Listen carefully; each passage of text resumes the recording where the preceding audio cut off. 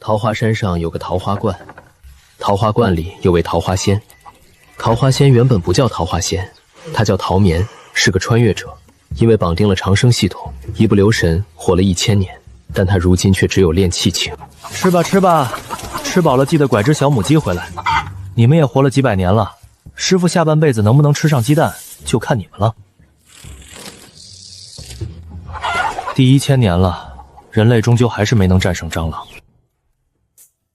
别人家的系统送神功送神器，你呢？你让我收徒！徒弟修炼，师傅共享，并且永远比徒弟高一个境界，不用努力，简直是为我量身定做。所以徒弟呢？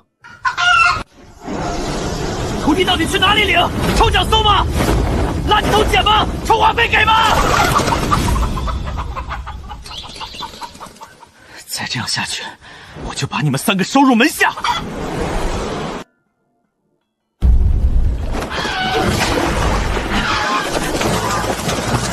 你冷静点儿！后来我才知道，他已经送走几百只纯情母鹅了，实在是撑不下去了。我也帮他完了这个心愿。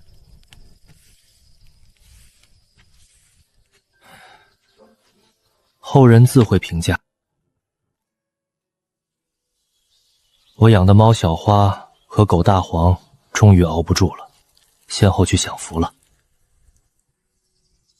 得养点新东西了。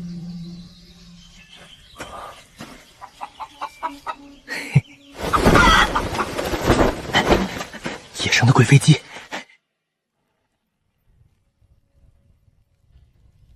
希望新的1岁对我好一点。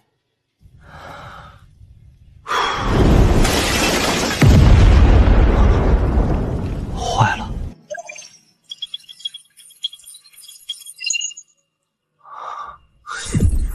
算了，再活1000年吧。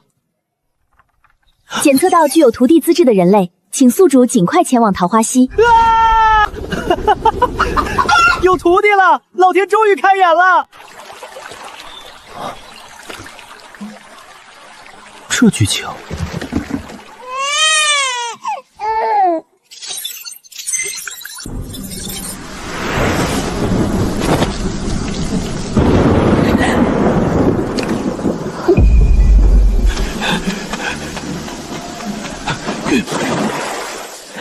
你这人生惨得很标准啊，资质高，还有灭门巨藤，一看就能成大器。功法，你叫顾源，不好，太容易困在过去了。师傅给你取个接地气的顾一狗，怎么样？好，你同意了。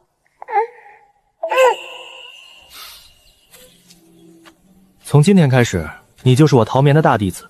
师傅有2口汤喝，肯定有你2个锅洗。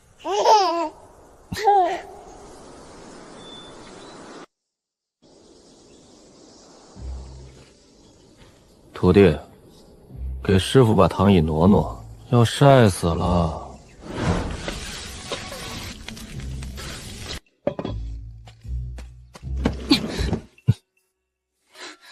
师傅，您说过我9岁就教我功法的。我不是教了吗？您教什么了？除了劈柴和切菜，我还会什么？浮躁。师傅传你的可是劈柴剑法和切菜刀法，练好了大有裨益。我的手都生茧了。浮躁说的是心，不是说你不用功。哪里都好，就是脾气有点差，得哄啊。这样吧，师傅床底左边旧鞋里有3文钱，你去村东头卖酒里那里买壶酒。滚！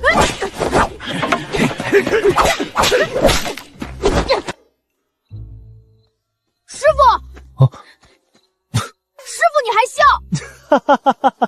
师傅生性不爱笑，除非忍不住。他说3文钱连打发乞丐都不够。现在乞讨行当都这么卷了。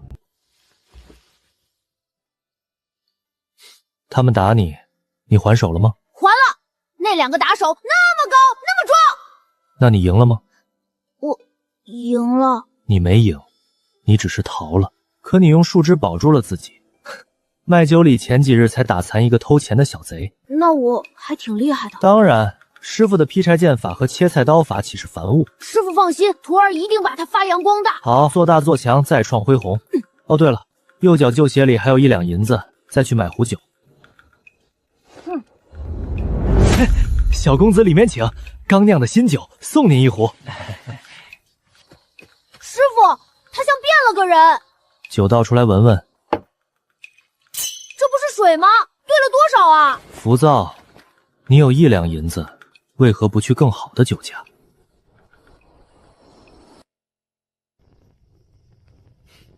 许愿吧，徒弟，这是师傅独门秘制许碧灵蛋糕。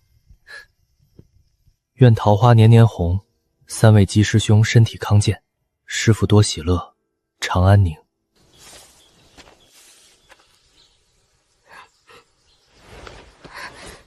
少宗主，属下来接您回宗门。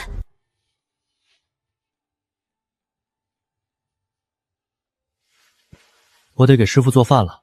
少宗主怎能做这种粗活？我师傅挑食，他连自己做的饭都嫌弃。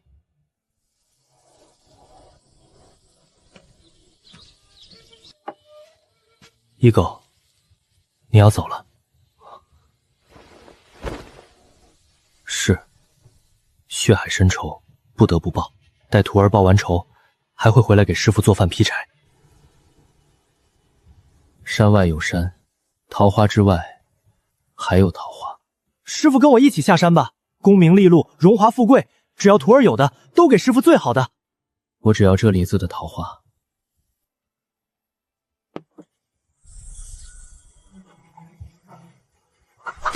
大补，师傅不爱招惹俗事，但你若有难处，修书一封便是。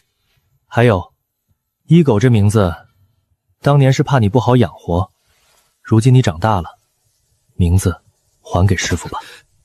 师傅珍重。从此世间只有顾源，再无顾一狗。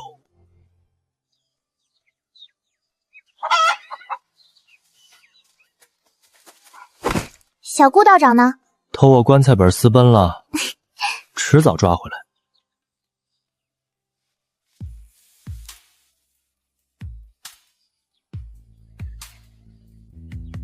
徒弟要抓紧修炼，万万不可懈怠，让卢贵妃注意身体。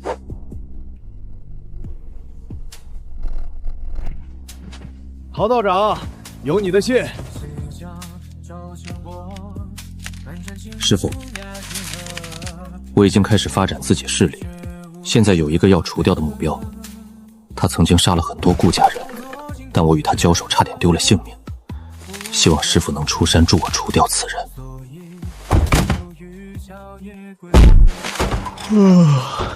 在下城池，奉顾公子之命前来，请前辈下山。顾公子如今处境危险，他说不到万不得已，不愿惊扰师父。小兔崽子，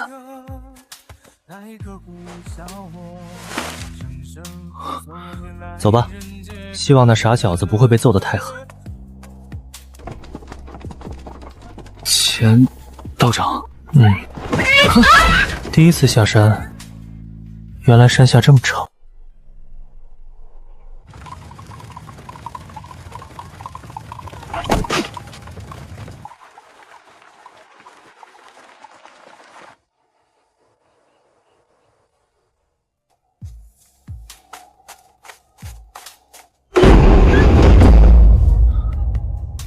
师傅，起来吧。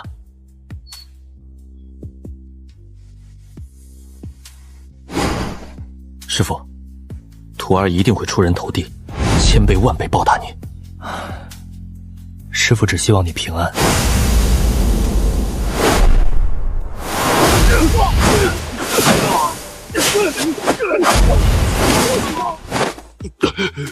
阁下何人？缘何助那小贼？我是他师父，师父若想出来走走，徒儿派8抬大轿接您。师父的祖鞋上不得高轿，有空带卢贵妃回来看看。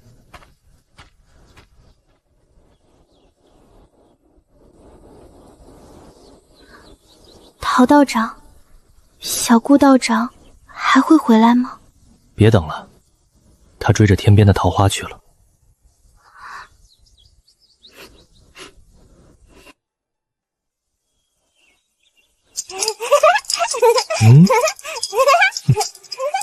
陶道长还在等吗？山在这里，我也在这里，山和我都不会走，去者不留，不追不等，唯念。后来我又出手帮了一狗几次，可最后一次却让我愤怒不已。那日我闯进他死对头的府邸，将其修为废除后便离开了。可让我那晚没想到的事情发生了。顾源，顾源，你小时候为师带你上山，看桃花萌蕊，青草生芽，让你静心养性，蕴积山水灵气。霍家18口，有孩童，有老妇。你的快刀落下之时，可有念及师傅的苦心？为何我出山招惹凡尘？为何我只废功法不害性命？师傅，你太天真了。霍家人狠毒和阴险是写在血脉里的。今日我不心狠手辣，来日师傅就要去坟前祭我。徒弟，你要报父母之仇，要得宗主之位，我不拦你。但师傅怕你与魔相斗，深陷泥潭，最终害得自己坠入地狱。师傅，我已身陷囹圄，地狱在何方？我环顾四周，哪里都是地狱。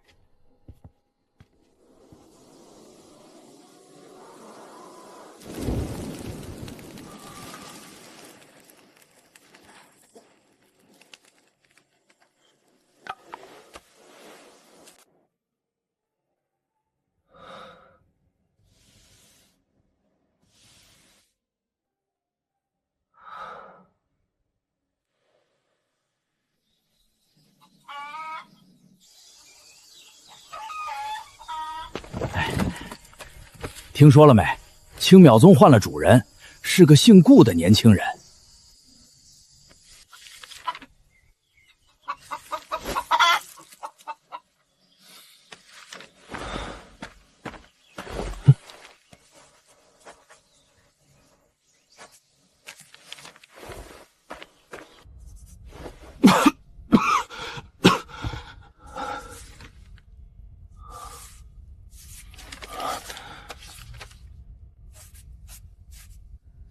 进去。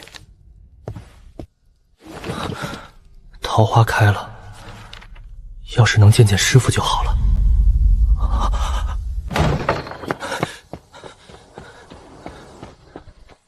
我养的桃花死了，我不会种。池塘的鱼被猫叼走了，那只猫徘徊几日，我没舍得赶走，现在是害了池中鲤鱼一家。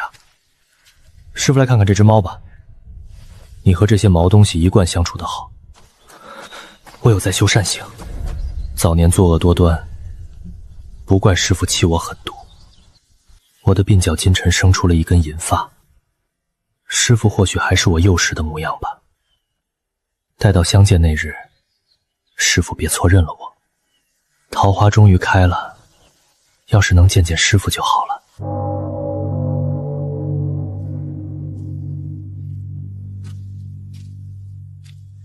青淼宗宗主顾源久病成疾，登仙而去。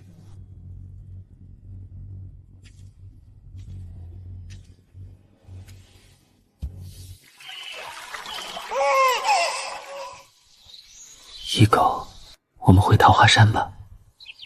师傅，这就是一狗的坟墓吗？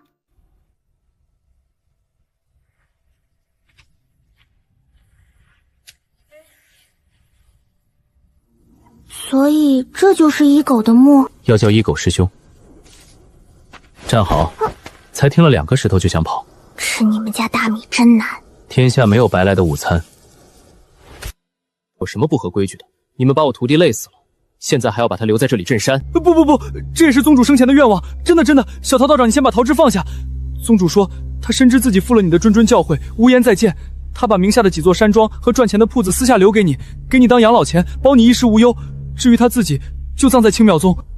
宗主说，他不相信自己这罪孽深重的灵魂还能有来世，但他说，如果有来世，希望能与你重逢。那能不能砍条大腿留给我，带回桃花山去？啊！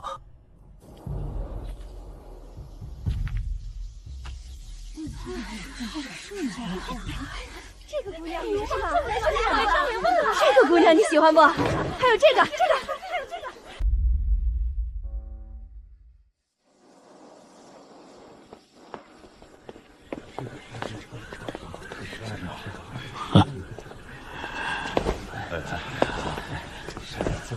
我老了，小桃道长却仍是小桃道长。你没老，你没老，顾源也没有，在我这里，你们永远意气风发。哈哈哈哈哈！喝酒喝酒。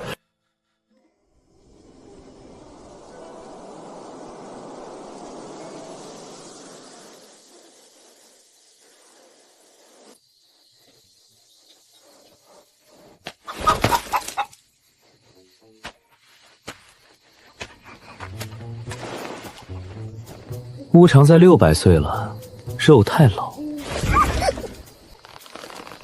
下次还偷吗？你先放我下来！检测到具有徒弟资质的人类，距离宿主不到10步远。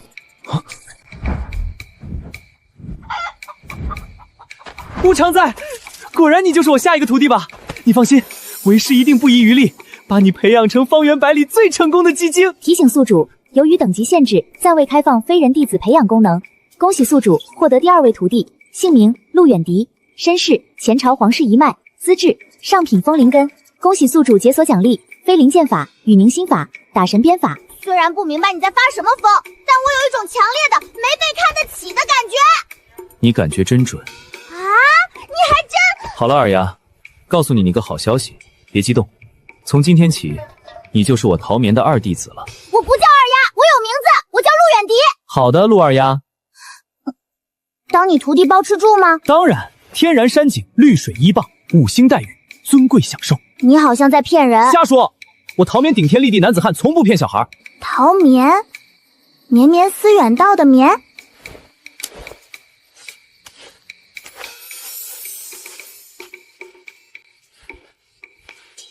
是我最欲眠的眠。什么5星待遇、尊贵享受？享受的只有你一个人而已。浮躁，师傅那是在享受吗？师傅是在闭着眼睛天人感应，与万物齐一。你太年轻，无法参透其中的奥秘。小孩别不服气，当年你大师兄顾源也是这么稳扎稳打走出来的，不是我在忽悠你。以顾源氏的天赋，都要虚心请教。你的天赋不及你师兄的1/10，莫要张狂。你算是为师带过最差的一届了。你真的是青淼宗前宗主顾源的师傅？如假包换，不信你可以问问他的邻居程池。程宗主不久前仙逝了。哎呦，死无对证，要不让他给你托个梦？免了，我受不起。那你就慢慢批吧。真是的，劈个柴都不让人省心。徒儿，为师赠你3件礼物，这3本功法，你闲暇之举好好修炼，大有裨益。给我的？不错，绝世功法。小桃，这字儿怎么念？师傅睡了。你该不会也不识字吧？为师不是不识字，为师只是看不懂。师傅，徒儿不会忘记你的恩情，就此别过。别骗了小桃，再骗就不礼貌了。你舍得走？你竟然舍得走？想想无常在，想想为师，想想你朝夕相处的锅碗瓢盆和斧。好吧，不骗你了，为师真的识字，我来教你。当真？当真。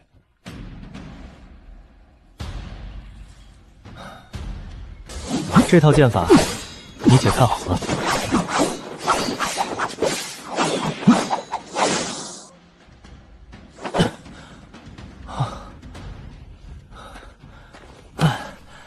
剩下的你自己领悟，累死为师了。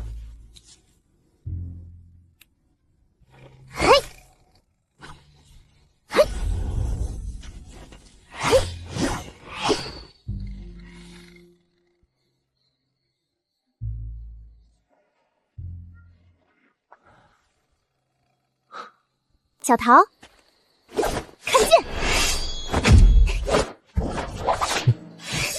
还是小桃厉害。嘴上夸人，半夜又要来刺杀我。二丫，想忽悠师傅，你还早着呢。自从二丫功法有成后，每天都来暗杀我，简直哄堂大笑了，搞得我觉都睡不好。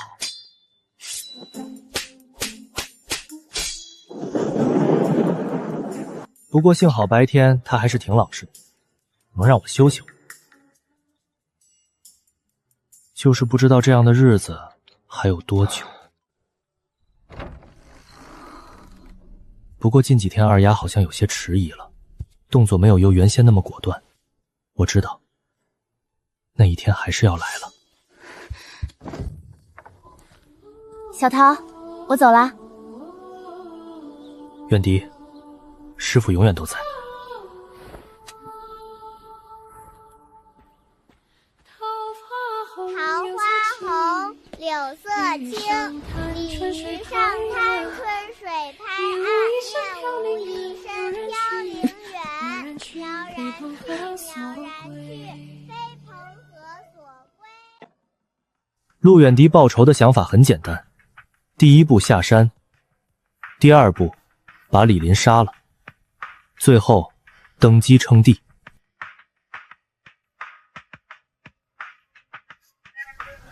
听说李黎的军队就在前面扎营，招新兵，管饭，管饭，那得卖命吧？总比饿死强。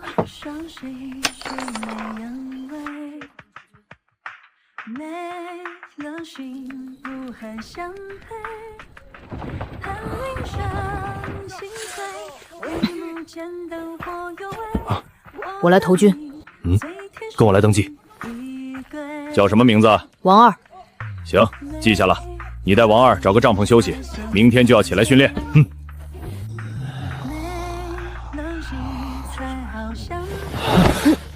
明天终于能吃饭了。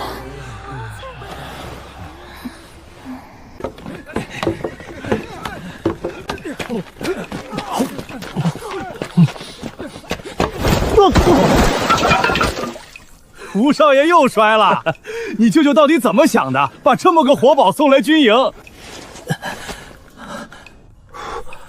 还好没脏透。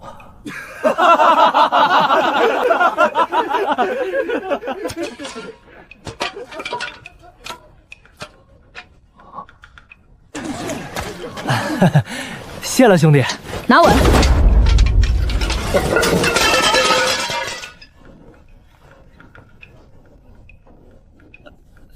手滑。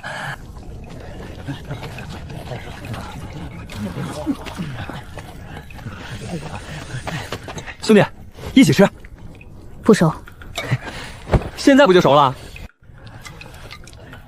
哪儿来的？我舅舅是军师。不过我不是靠关系的人。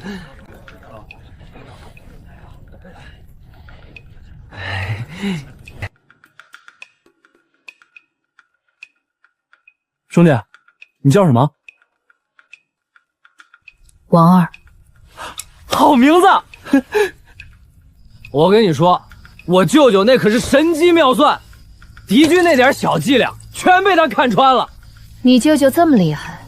那当然，将军最信任的人就是他。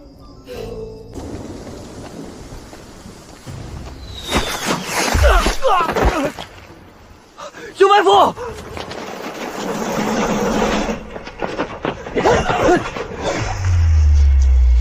小二，把什么带？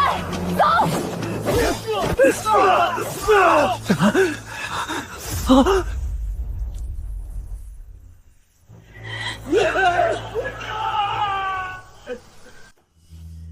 舅舅，小二真的特别厉害，他为了救我，差点连命都没了。你被骗的时候也是这么夸骗子的。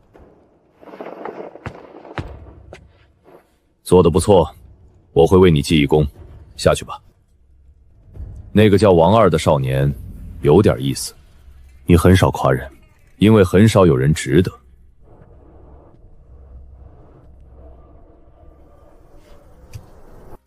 3个月了，我为李路挡过刀，为他试过毒，也献过计策，可他就是不跟完全信任我，到底该怎么办？小二，干什么？你最近不开心？你还能看出来？当然啊，你有什么难处找我。找你能解决什么？我能帮你想开啊。过2天将军庆功，地方官要送一批美女来跳舞，听听说特别漂亮。他们住在哪个营寨？小二，你可别乱来。放心，我肯定让着将军。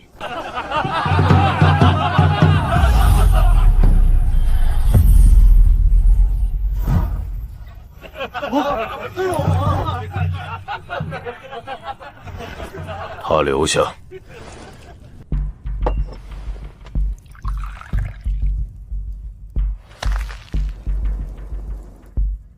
解衣。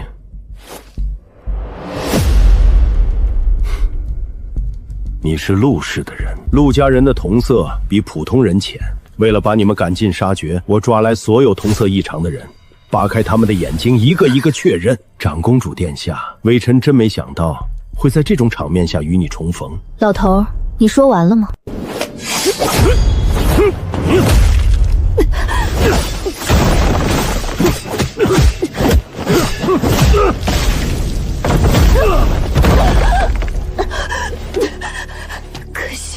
可惜什么？可惜自己技不如人，可惜没能替陆氏复仇，还是可惜最后一条皇室血脉也要死在这里？你算什么东西？我的可惜和你无关。死到临头还嘴硬。我只是可惜没能看到今年的桃花开。你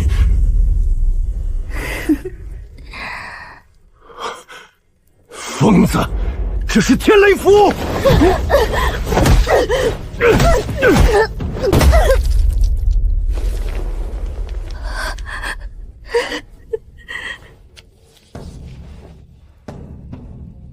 远敌，师父！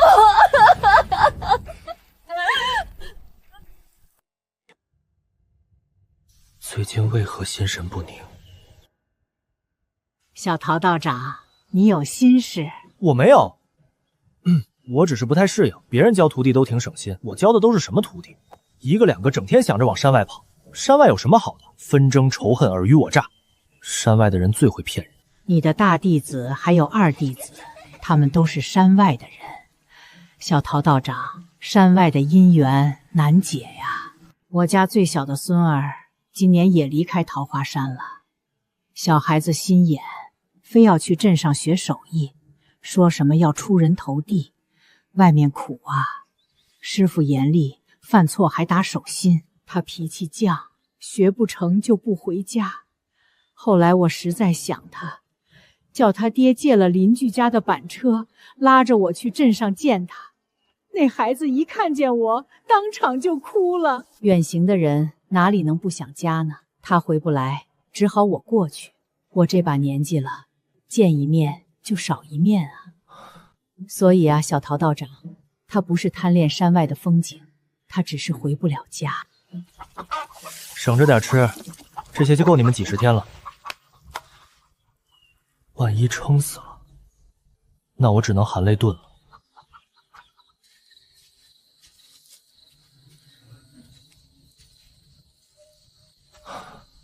小徒弟长本事了。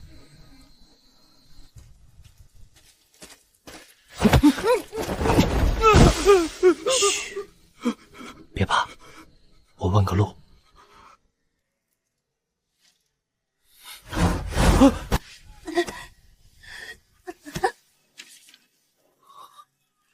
远敌，师父，不哭不哭。哎呀，多大点事儿，不是早说了吗？师傅永远都在。我以为你不要我了，你不出山了。这不是理解偏了吗？师傅是让你有靠山，有事就找师傅啊，自己硬扛什么呢？你是何人？与陆氏余孽有牵连者，一并有罪。啊，差点把你忘了。你放心，我不会对你怎么样的。你也别想活！你对我做了什么？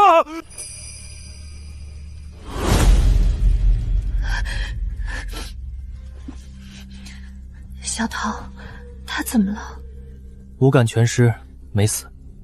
你要他死的话，师傅可以代劳。你想放走他？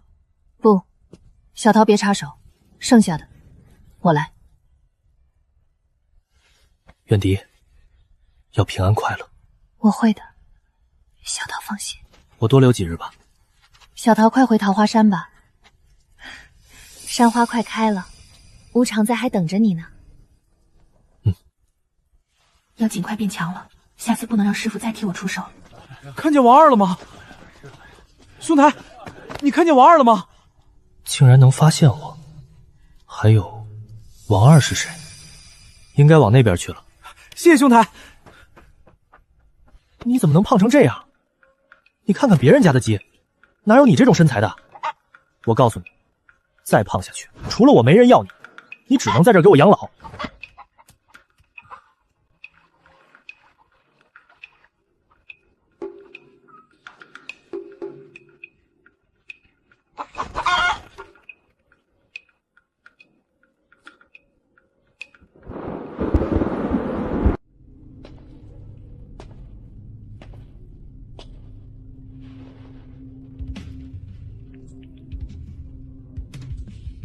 可不能让你这么死了，现在还需要你的兵权呢。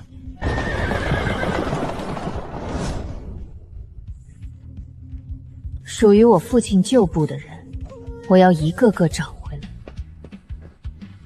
我要重新夺回陆家的天下。一切安好，小桃勿念。别太勉强自己，累了倦了，就回来找师傅。师傅虽然不懂权谋，但师傅可以让反对的声音消失。我对你已经没用了，你杀了我2个儿子3个兄弟，连外姓的小孩都没放过，你还想怎样？我不恨你。你怎么可能不恨？你装成被欺凌的前朝公主，背地里劝保李家赶尽杀绝，有罪的无辜的，你一个都没放过。说你不恨，若是恨，我就不会放过你。仇恨会让人失去理智，我不恨。你和我是一样的人，你错选了路，这条路只会越走越窄。一生孤凉，你可千万别回头。我要称帝，女子称帝，阻碍重重。何况我是前朝遗孤，既然无法不流血，那便再破一次戒。李黎扶持起来的傀儡而已。李黎倒了，很多人都在惦记这张龙椅，我只其中之一。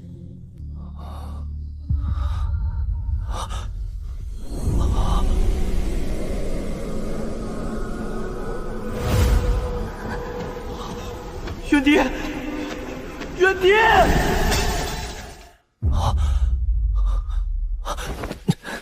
出事了！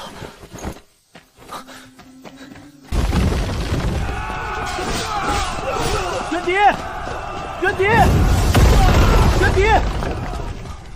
顾源已经走了，难道还要失去远迪吗？小桃，远迪，小桃。我不是在做梦吧？怎么见到你了？还是说我已经死了？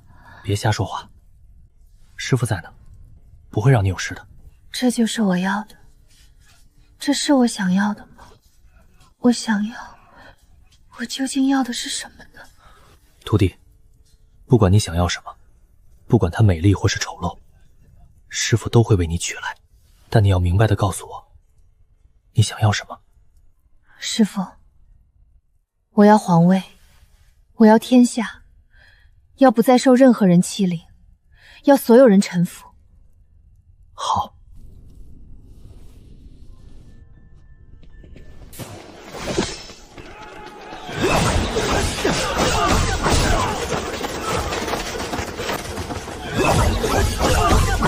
就看你了。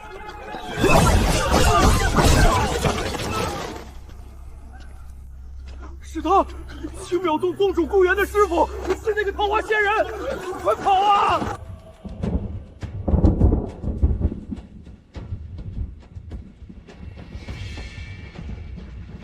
念吧。奉天承运皇帝诏曰：第一，陛下驾崩；第二，立前朝长公主陆远迪为新帝。我还是把他拖进来。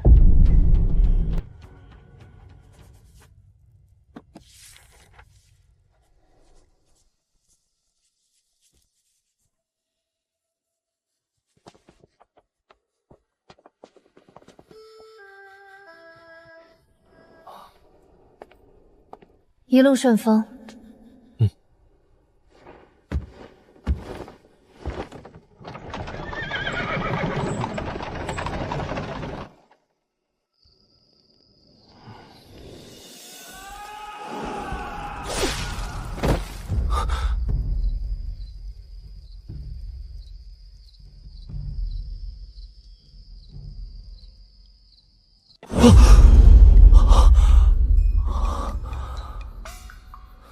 银票，你醒啦！银票，你们两个能别把白嫖视为如此所教当然的事吗？原以为是新徒弟，结果系统迟迟没有提醒，如今只是我单方面成了冤种，难办。你们父母是何人？我爹原本是村里的教书先生，后来染上毒瘾，把家底败坏了。我娘跑了，我爹跳河了，只剩我孤苦伶仃。他更惨，地主家小妾生的儿子，天天被大老婆欺负，饭都吃不饱，后来自己逃出来了。你说的是真的？真的。若有半句假话，就不给饭吃。假的。银票哥哥，我叫陶眠。小陶哥哥，我姐姐带着我流浪许久，吃了不少苦。若是无法收留我们二人，可否只留下姐姐？你瞎说什么？让随烟留下。我走。你们两个感情真好。那不过你们都要走。这么热的天，你怎么好意思说出这么冰冷的话？降降温，去暑，免得你们上头异想天开什么呢？两个小骗子！我都对你讲真话了，你不能这般冷酷无情。从来都只有我陶眠白嫖别人的份儿，想占我便宜，做梦！哼！刘雪，我们走，让他自己在银票堆里面发烂发臭吧。还没过年呢，不用说这些吉祥话，但我爱听。脾气真大。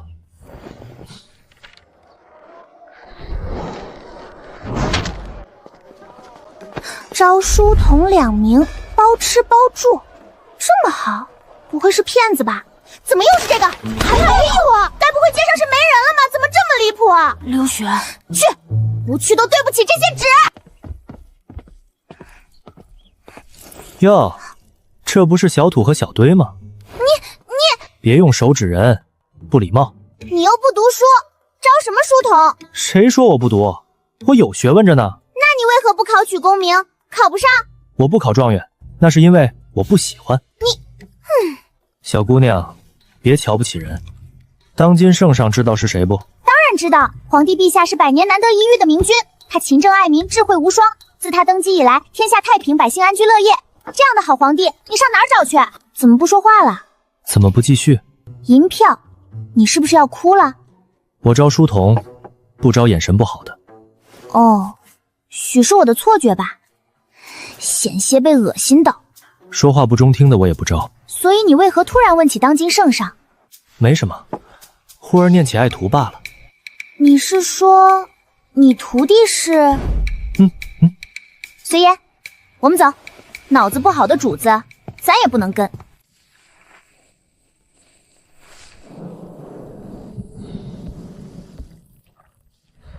太冷，太烫，凉了。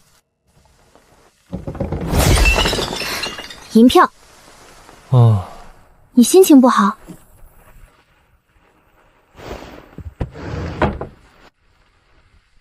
这些你拿去看。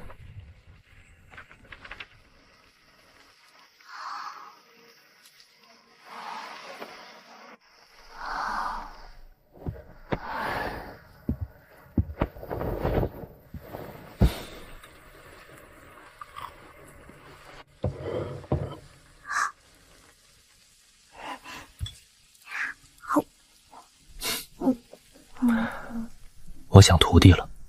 徒弟？你是指当今陛下？银票，他真是你的徒弟？什么叫真是？不光远迪是我徒弟，顾源也是。顾源？对，青淼宗宗主顾源，也是我的爱徒。所以你思念的是哪个？我雨露均沾，当然都想。远迪小时候可聪明了，顾源更厉害，他们两个天赋镜中性，又行贵，又而出。小周，讲完了。你都没听。小气。你说女帝是你徒弟，这个存疑。至于青邈宗，没听过，很有名吗？不可能，青邈宗天下名门。三徒，你这就没见识了。唉，哪怕是曾经威震天下的修真名门，也终究抵不住岁月洪流。怎么突然对我这么好？我忽然意识到一个深妙的哲理。什么？人是要活到死的。吃吧，吃吧，撑死也算体面的死法。我留着给随烟吃。即日北上，去王都见见我的二徒弟，顺便收你们两个为徒。当我徒弟有什么不好？我这一身本事，学好了区区温饱算什么难题？小孩子别太短视。真的能拜师吗？吃你的。肚子都没填饱，还有或想些没影子的事。流血吃。难办啊！我本想把本事都传给他们，可惜金手指只给了一个人的身世，一人能选，一人不能。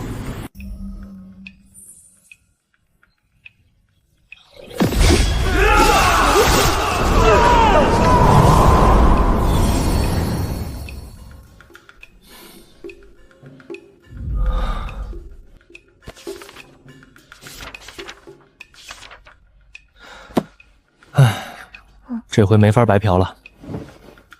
徒弟笨点就笨点，大不了多给他些时间自学，反正我耗得起。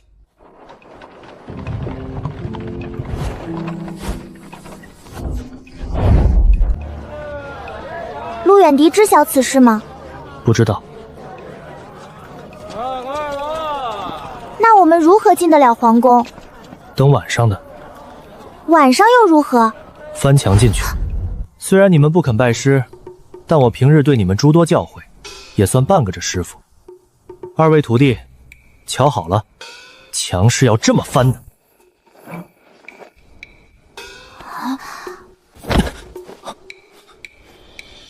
有刺客！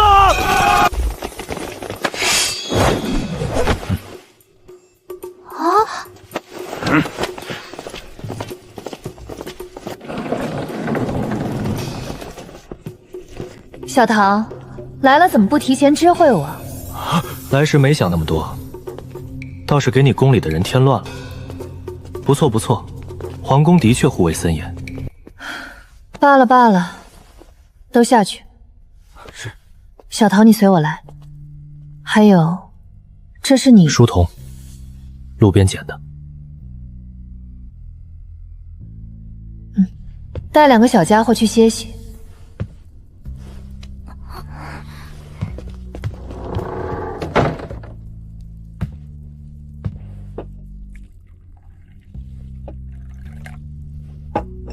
小唐，那孩子是魔。哦，看出来了。你知道？不，你早应该看出来了，两个都是。这我倒是没看出来。魔的性格随着年龄增长会有天翻地覆的变化。现在他们尚未成年，看着乖巧，若是等成年之后，就说不好是怎么回事了。什么？他们现在这般竟然已经算是乖巧？我这里已经是人仰马翻。我只是不愿见得你倾注感情和精力，最后唯有伤心。小桃，要是你最初遇到的不是我就好了。但我从来不后悔遇到你。就算你有朝一日会懊恼怎么收留过我这样城府深又恶毒的徒弟，厌了烦了，我也不悔，到死都不悔。原来银票说的是真的，他居然真的是女帝的师傅。陛下，国不可一日无储，皇家血脉事关社稷，请陛下早做打算。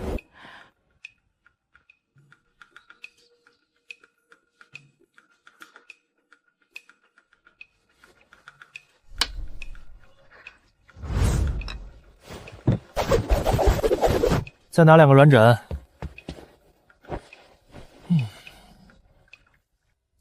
陆远迪是不是不爱说话？他小时候比你还闹。想看腊梅开花。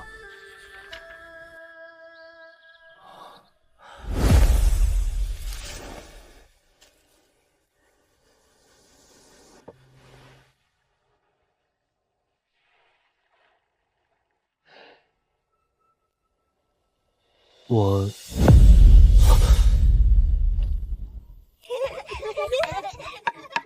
站好，站好，都站成一排。今天的早课是，你们4个一人讲个笑话听听。笑话是什么？快点，快点，讲不出来不许下课。我先来吧。从前有个人和风比武，他赢了，但是连病半月。为什么？因为他伤风了。小皇子，不是什么笑话后面加上哈哈就显得好笑了。小陶道长教训的是，有只青蛙叫小黄，有一天它被马车拿死了，临死前它大叫一声呱，从此变成了小黄瓜。有一天，儿子问爹爹：“我有大伯、二伯、三伯、五叔，为什么没有四叔呢？四叔死了吗？”爹爹说：“对，四叔被你笑死了。”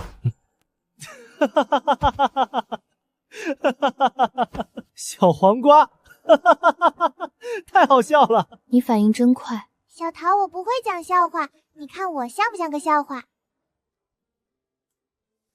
你够诚实，这把算你赢。礼尚往来，我也讲个笑话。从前有座桃花山，山里有个桃花观，桃花观里有个桃花仙，桃花仙人养了一只大白鹅。大白鹅是一只长寿鹅，它活了200多岁，仙人也舍不得把它炖了补身体，任由它每日弃猫逗狗，渐渐长成村中一霸。有一天，村里人买来一只小母鹅，小母鹅瘦肉又灰扑扑的，看上去就是营养不良鹅。但大白鹅不嫌弃啊，它不欺负猫了，也不啄狗了，它把它的口粮分1多半，叼到鹅笼外，守在小母鹅身边，看它慢慢的吃东西。小母鹅的羽毛渐渐密起来，身子也圆润。大白鹅欣慰地看着自己养大的小鹅，它想，没有什么比这更好的事了，平安快乐的活，除此之外，还能有什么更奢求的事呢？后来小母鹅在村子里消失了，留下空荡荡的一只鹅笼，它大抵是被卖掉了，或是被主人家炖了，还可能化作妙龄的女子鸟孽的远走了。大白鹅什么都不知道，它伤心啊，接连几日食欲不振，仙人也难过，放它去外面散心。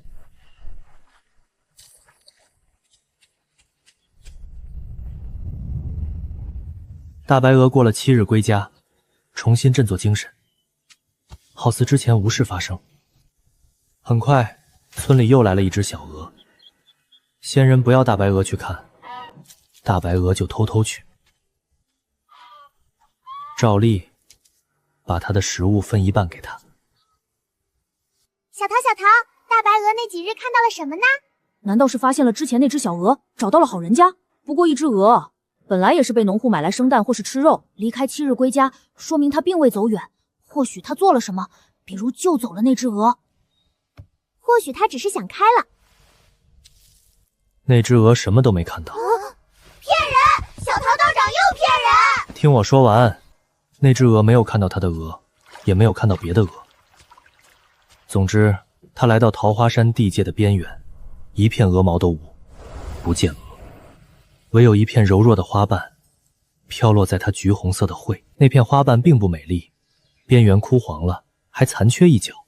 在春意盎然的时节，它看上去那么不起眼，零落成泥，或是顺流而行，总之是再平庸不过的下场，和这满山的花一样。可是鹅在想什么呢？鹅在想它也有含苞的时节，曾盛放在晴空之下。他想凋零和离别既然是在所难免的，至少让他在某一刻路过那朵花的绽放。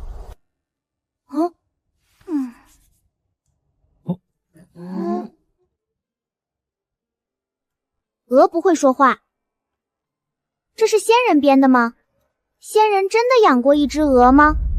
站在落花下的到底是鹅还是仙人呢？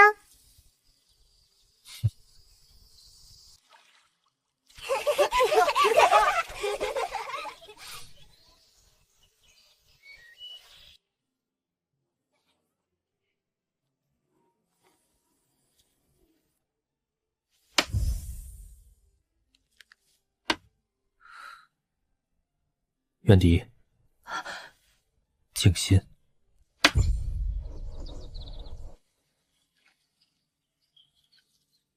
远迪，静心。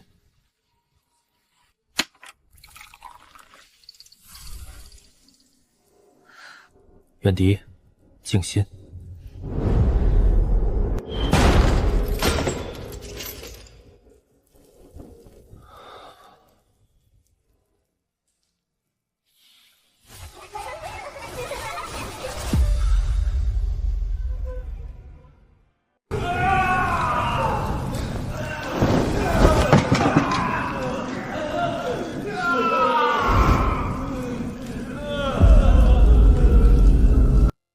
只准监视，及时记录。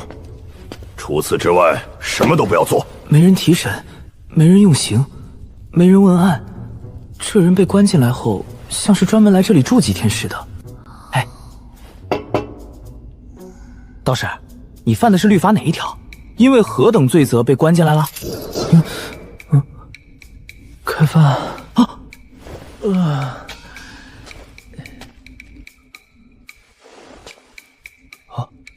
你好，不对，老实点，别给我套近乎。我问什么你答什么。知无不言，请问你犯了什么罪？为何被关押于此？我的确有罪。什么罪？偷心的罪。你当真了？啊！耍我是吧？看我不狠狠教训你！哎呦，别笑了，再笑小心我把你吊起来抽。年纪不大。口气还不小，知道你们牢头为何不让你多嘴吗？因为啊，我上头有人。有人怎么了？说的那么厉害，还不是被关了进来？这地方关不住我，但暂时被关住比较好。啊！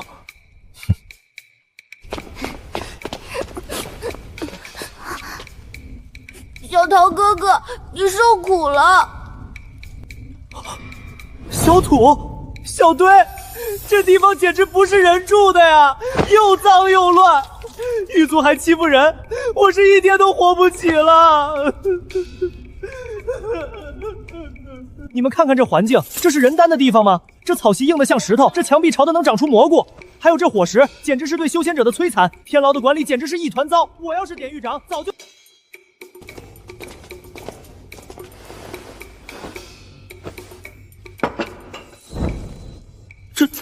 这还是牢房吗？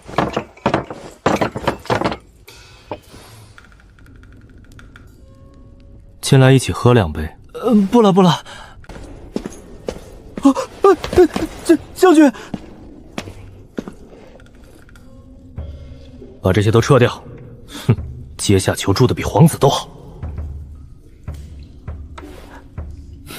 将军，好大的火气啊！这不是当初的小国吗？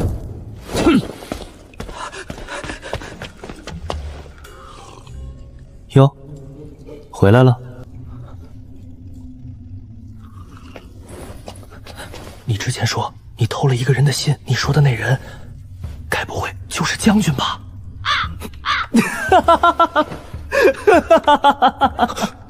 是啊，是啊，看看吧，多么狠毒的单恋！皇子公主都来了，这小子还真有背景不成？那个人太过分了，他怎么舍得让小桃吃苦？开门，把门打开！公主殿下，小人不敢。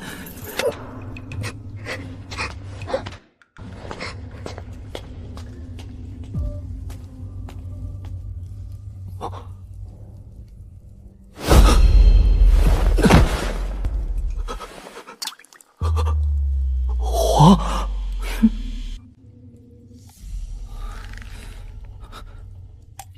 九五至尊为何深夜独自来到天牢，竟无一名随从陪同？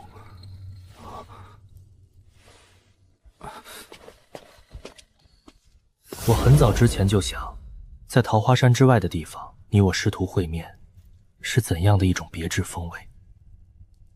师父觉得眼下如何？与你心中所想，可是差得远了。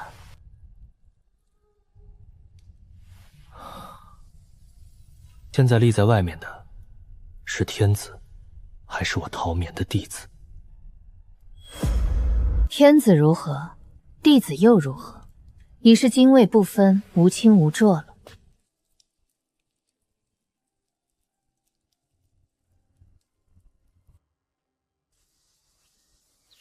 要回山里看看。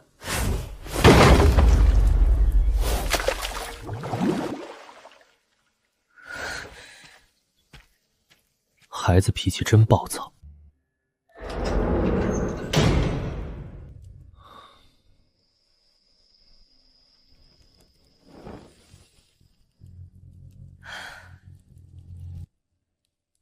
今日大雪连绵，不宜赶路。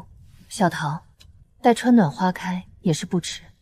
元迪，为师此番前来见你，不过是为了看看你是否安好。你安好，师父也便安心了。 小桃，何必急着回桃花山呢？宫内一切安排妥当，你想要什么，我派人替你寻来便是。无论浇花还是喂鸡，有什么吩咐，叫几个人为你办妥即可。外人总比不得自己上心。为何执意回山？我们师徒相别10余年未见，师父，徒儿尚有许多旧事与你相续。元迪，师父问你，你如实答。 若师父要你现在随我回桃花山，你会答应吗？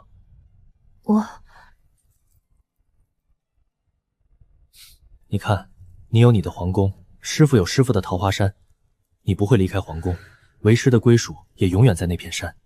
如果我硬要师父留下呢？师父是长生的仙，而我只是一介凡人，我终究会走在师父前面，你又为何不能陪伴我度过这残生？元迪。 不是师父待你残忍，陪伴是容易的。我能守着一株千年花开，自然也有耐心陪你走完余生。但你心中所求，真的止于相伴呢？师父能为你做很多事，但师父也有力所不能及的地方。原来师父的残忍是这样的。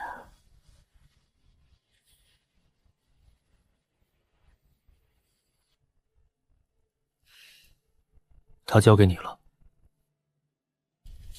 师父，我不要再受欺凌，不要再被羞辱。好，去坐上那个位子吧，万人之上。远迪，师父永远都在。你幼时无所依傍，师父在你身边；你出山四面来敌，师父在你身后。现在你功成名宿，无忧长安，师父就留在这桃花山吧。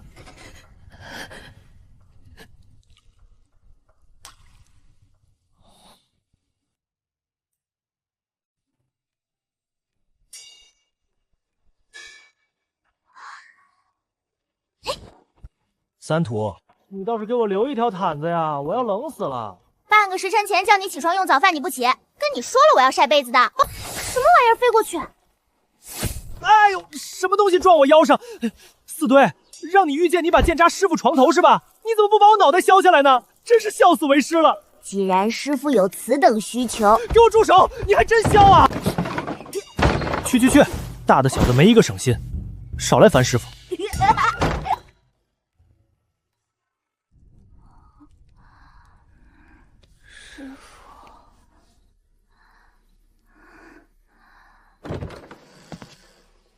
你，嘘。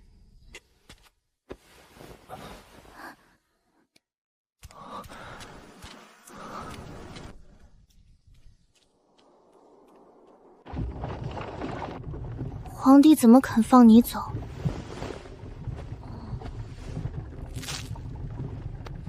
他并未放我走，我是从牢里逃出来的。那我们岂不是成了逃犯？这日子是越过越有盼头了。放心，他不会派人追捕的。既然你有这个本事，为何今日才逃？我这么一个讲究人，自然是要挑选良辰吉日越狱。你听听看自己说的是人话吗？所谓良辰吉日，自然是他甘心放我离开的时机。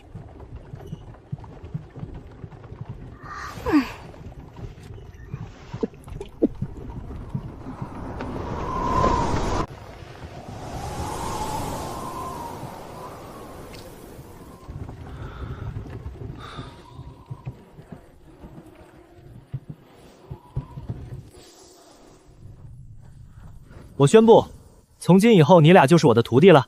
银票，你的徒弟似乎命都大好。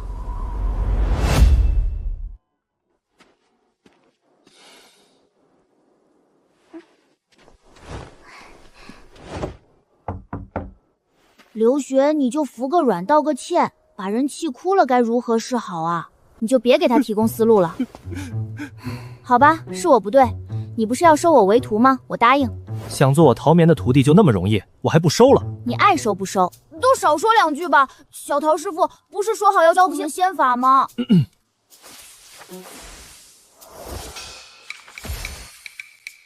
楚随烟95%，楚留雪仅学会半成。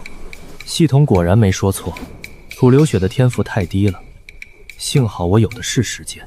师傅，有没有什么仙丹灵药能帮姐姐修炼？三途有三途的造化，四堆，不是人人都要于修炼一途有所成就。我的大弟子是名门宗主，二弟子是95至尊，三弟子是一个普通人，这没什么。在为师眼中，你们都是我的徒弟，仅此而已。师傅，徒儿人是不明白。不明白就不明白，没必要倾尽所有的道理。如果有人硬是要我在20岁就明白70岁的道理，那我绝对要当场给他一巴掌，让他先学会做人。哦，那师傅也没必要打我吧？为师不是在打你，为师是在点拨你。既然你们已经归于我陶棉门下，那也是时候带你们去见见大师兄了。三土不得对师兄不敬。我错了，银票。不过说到底，人的归处都是一抔黄土，早晚我也得埋在师兄边上。哦，随烟也是。言之有理。那待会儿上山再多挖2个坑。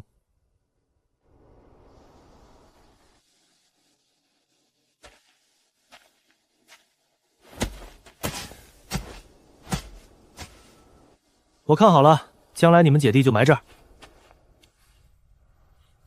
这里不错，小陶师傅，这里是空着的。哦，这儿留给你陆师姐。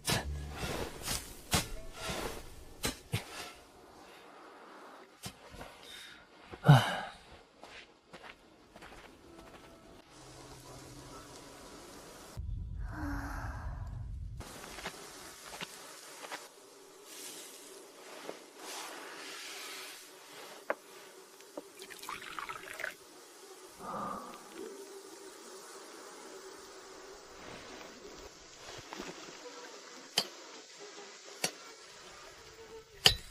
小陶，我不过是关了你几日，至于这般恨我吗？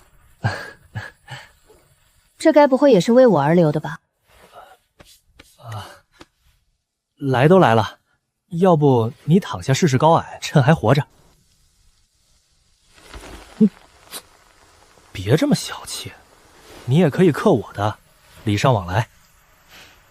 今天是顾师兄的忌日。我记得我幼年时，每年今日你都会独自上山，还不让我跟来。你不是嫌烦吗？第一次带你来这里，你就嚷嚷着再也不来。哪有人把几岁的孩子按在坟头连讲好几个时辰的故事？不听完还不让走？师傅这不是才华横溢吗？憋在心里堵得慌。后来你不让我跟，我反而偷偷跟去2次。我就说你这孩子从小一身反骨。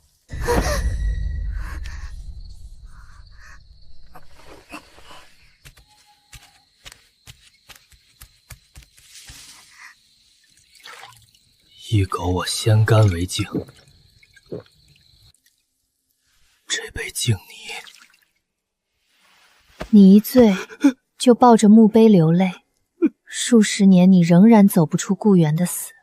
我在来的路上还在想，如今的小桃站在顾源墓前会如何？看来那痛苦与你已经淡化了。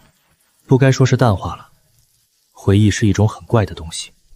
顾源亡殍的第1年，我日思夜想；第5年，我开始后悔当初对他说的那些话；第10年，我会想他那时下山的时候是否吃了很多苦。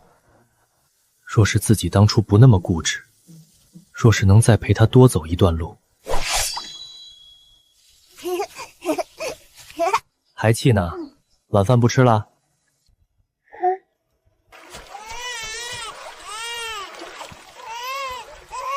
我的徒弟将来必有出息。岁月啊，去无存精，到后来，怎么就全留下好的故事呢？小桃，你将来也会这样思念我吗？我希望那天越晚到来越好，庆无不移，寿天百禄。我希望你能走过喜乐清宁的一生。正因为你是千般好，我才无处释怀。银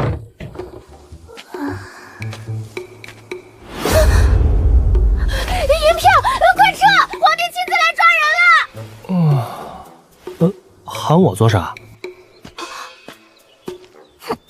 小桃，小师弟不大喜欢我呀，你是不是偷偷说了我的坏话？小桃师傅才不是那样的人，他不会背后议论别人。还是四嘴懂我都是当面评价。你真好意思说？这有何难为情的？本仙人素来严于律人，宽以待子，与其内耗自己，不如发疯消耗别人。行，你赢了。干死了1000多岁！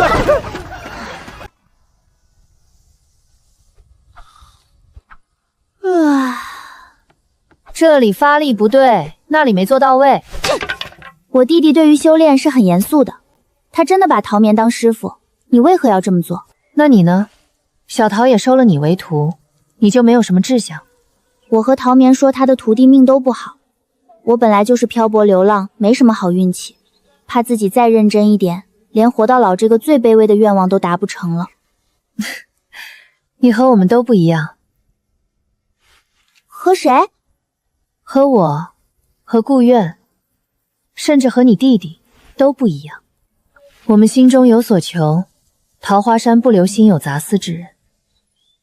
你一无所求，或许反而能长久地留在此地。陶眠带你们见过顾师兄的墓了吧？我其实想不通，陶眠是长生者，他的徒弟就算活到老死，也是要走在他之前。顾师兄的死，他应该是很伤心的，为何还要继续收徒呢？这岂不是从开始就注定悲哀的结局？不然怎么办呢？有新徒弟，就会有新的故事，新的故事变成新的记忆，新的记忆会填进新的格子。小桃的人生就变得五彩斑斓了，只能抱着一丝丝往事，不停地追忆反如的长生者，多可怜啊！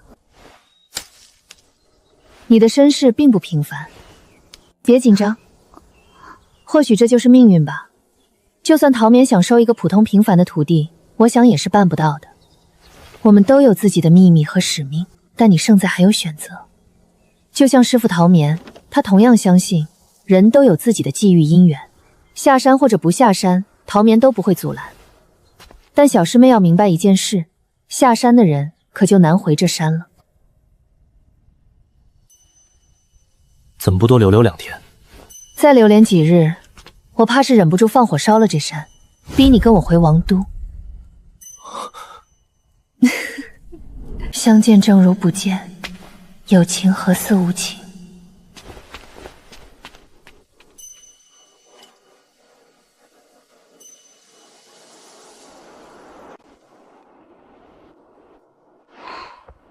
还是师傅厉害，秘籍翻上3、2遍就习得了。没事儿，比不上师傅不丢人，毕竟师傅是千年难遇的天才。你要是不会安慰人，就少说2句。怎么，实话还不许说啊？你学不会这最后一招，是否与练习的对象有关？银票的心看上去是块实心铁坨子，没有什么恐惧或渴望的东西。是什么是？哎呀，师傅的心当然也是肉做的，别听你姐姐胡说。我错了，小桃师傅。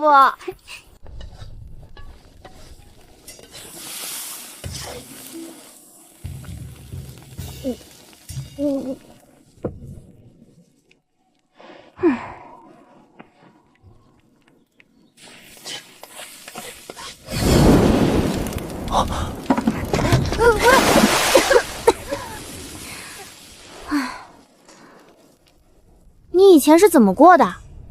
吸纳天地灵气。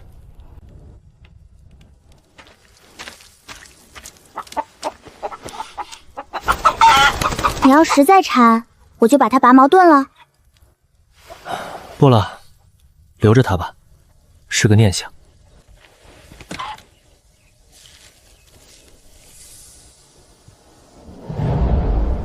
也不知道随言这头疼毛病什么时候才能好。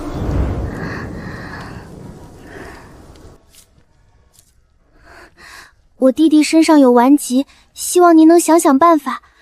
我愿意当牛做马。你一个小孩当牛当马做甚？你就当个小孩，别的不要管。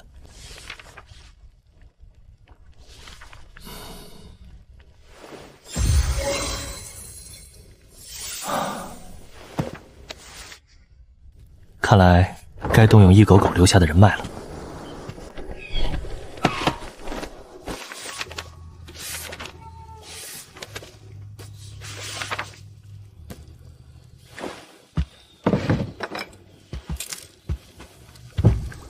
有眉目了。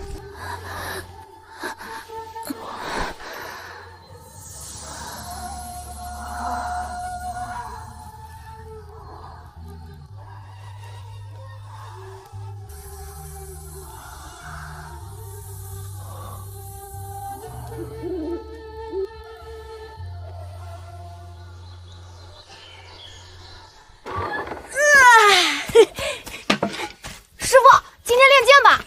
跟我去捡柴火。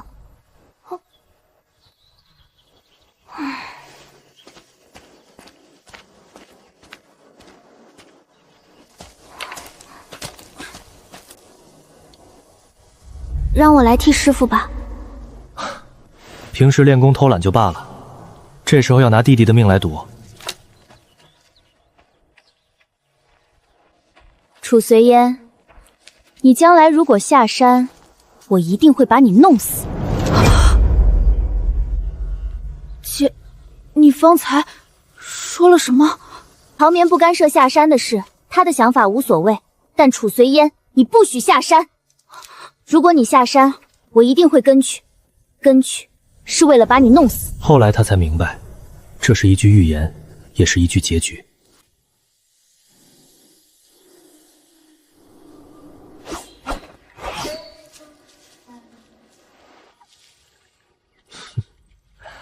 两个小豆芽菜，长成大豆芽菜了。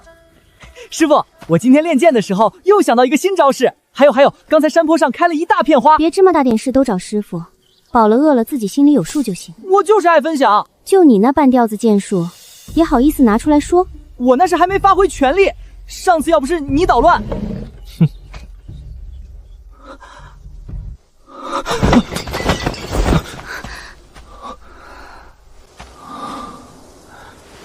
没有发热，也没有出汗。如果不是探过鼻息，换谁来看都不像活人。银票，别担心，会有法子的。嗜水之疾成因诸多，须得患疾之人亲自巡诊。嗜水之疾难解，嗜水恐为先天之疾。掌柜何时来铺子转转？全是来铺子转转，串通好了是吧？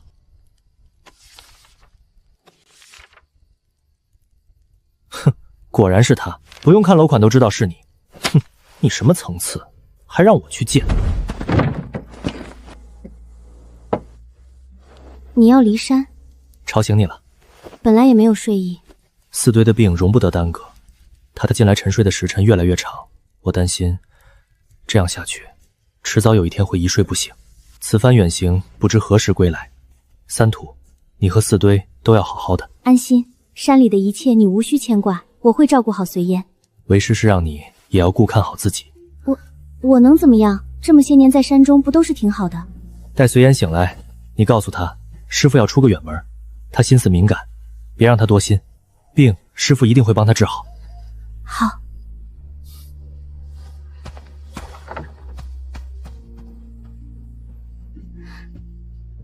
你醒着。刘雪，山的外面有什么呢？问的哪门子废话？小时候你不一直都在外面流浪？那仿佛是很久很久以前的日子了。我们来到桃花山有多久？我渐渐忘了外面是什么样子了。你想下山？你我被师父保护得太好了，那些凄苦无依的时光仿佛都湮灭了。如今剩下的只有这一处桃源。所以呢？这有什么不好？但是我们太无力了，刘雪。如果有一天师父病了，如果有人要把这里彻底毁掉，谁来保护师父？谁又能守住这片桃源？睡吧，随烟，这些问题等你病好了再想也不迟。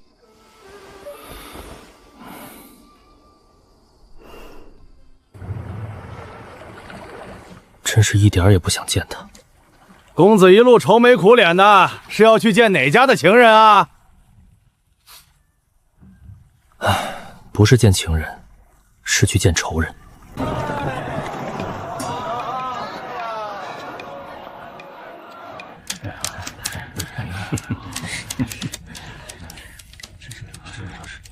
啊！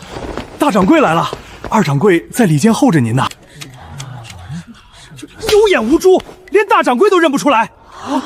哪个贵人穿这么便宜啊？行了行了，差不多得了。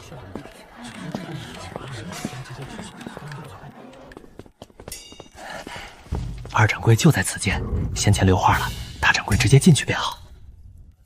劳烦管事的，能不能带我进去？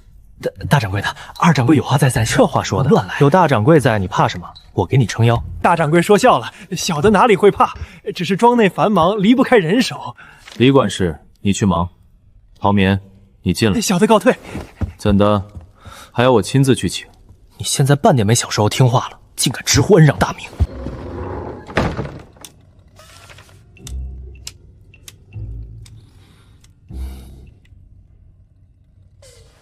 舍得离开你那小破山了？什么叫破山？薛浩，你注意言辞。别乱动，越动勒得越紧。捆仙索，好啊，薛汉，你现在玩的是真变态啊！竟然对救命证人用上这等厉害的法器了，快把我放开！你那小徒弟一时半会儿死不了，我看你也不急，不如在我府上做客，我亲自招待。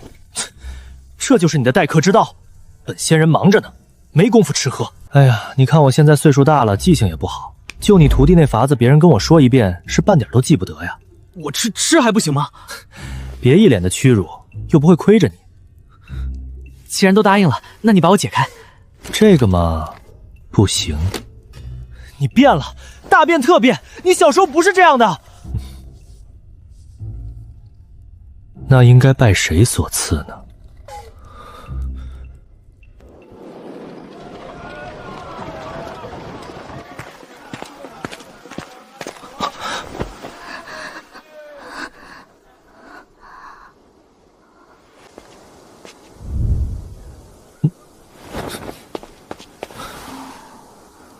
迟早因为心软把自己坑死。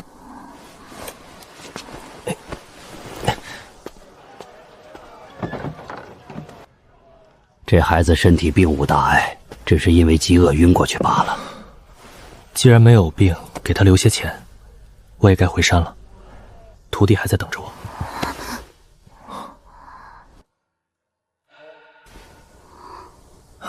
你我素昧平生，我把我的钱都给你，算是对这一场萍水之风有个交代，这样好不好？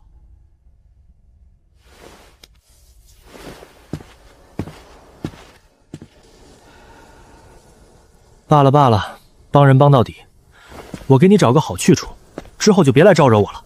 真是服了我自己。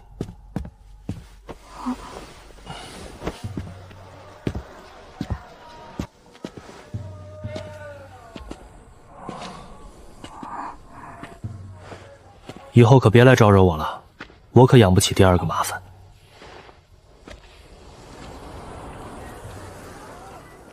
以后你便是我薛家的孩子，就叫薛汉。薛汉，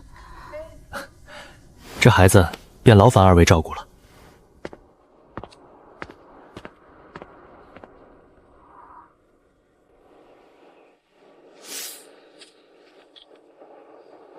他还住在山里吗？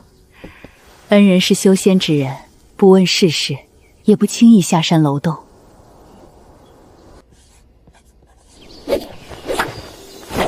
勤勉刻苦，沉稳之理，将来定能独当一面。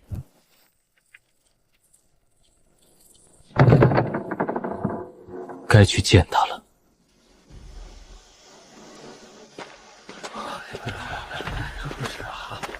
请问桃花观在何处？顺着这条山路一直往上走，桃林深处便是。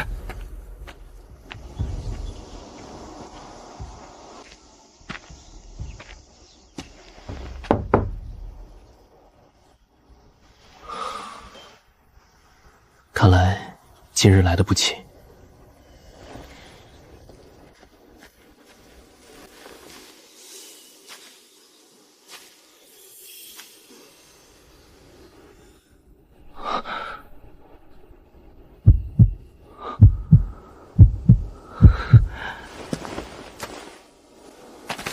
师傅，别淘气，弄坏了我的花儿。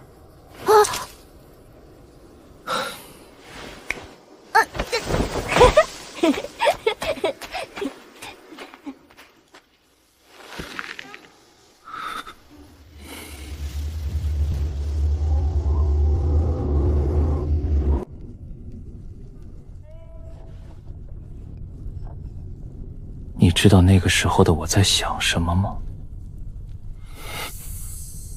我在想，终有一日，把你那破山上所有的破树都砍了。和树又有哪门子关系？你这是迁怒。没太大关系，只是我看不顺眼罢了。小薛啊，小薛，你怎么从当初天真烂漫的一个小孩，长成现在这样变态的大人呢？究竟是哪一步错了？火朔流转，银钱往来，都在这几本账里。你比我想的更会做生意。父亲放心，薛家的生意我会接住。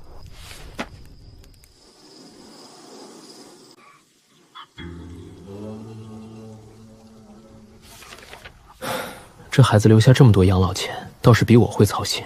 仙人若不善打理，薛家可替您寻个可靠帮手。那正好，劳烦你们。小薛，你来的正好。仙人若信得过我，这些商铺和山庄我替你打理。你是自己人，交给你我放心。好，想割断跟樊建的恩怨，哼，我偏不让你如意。顾源就算了，陆远迪呢？你说你不愿招惹是非，然后你收皇室一丁做弟子是吧？他偷我养的鸡，我也不能轻易放走他，不是？情势所迫。顾源，陆远迪，我平等的仇恨你收的每一个徒弟。小薛，我还是快跑吧！薛汉比前几年更变态了。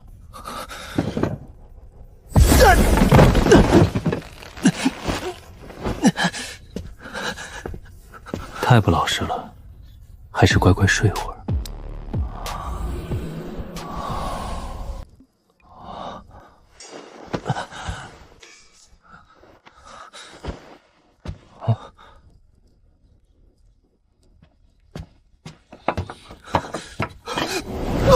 这屋子里点的是什么香？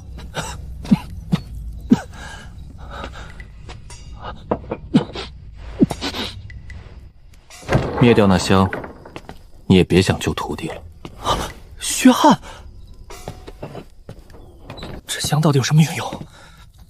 此香茗返魂来自魔域。对我有成见就直说，别耍这些花招。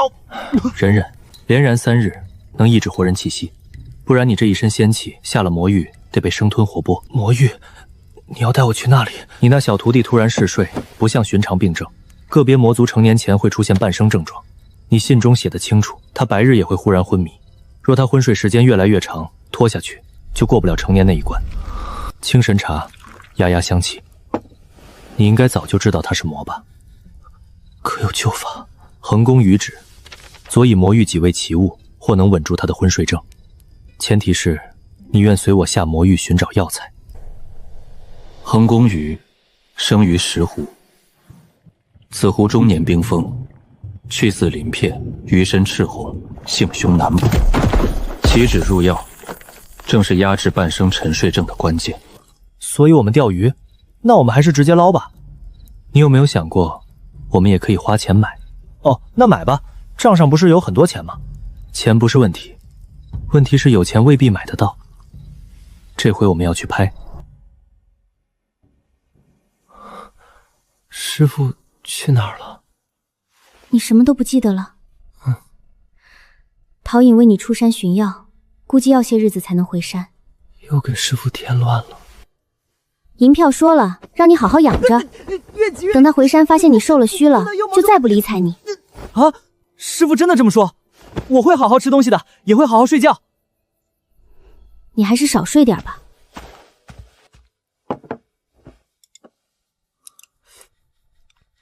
吃完。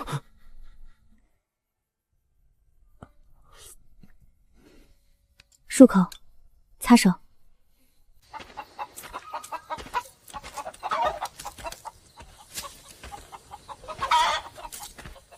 别再来了，我不会随你们回去。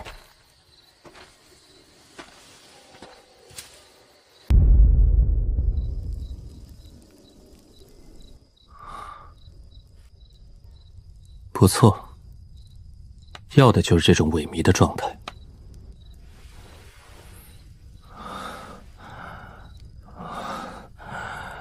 我都快被熏成人干了。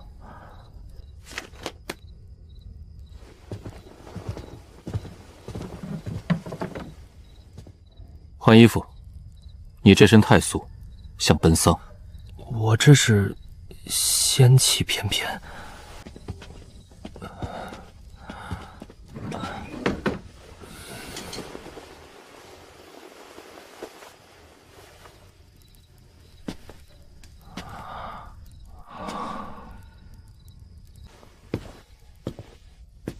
你在魔域没什么名气，以防万一，易个容。我不会易容。你这1000多年都学什么了？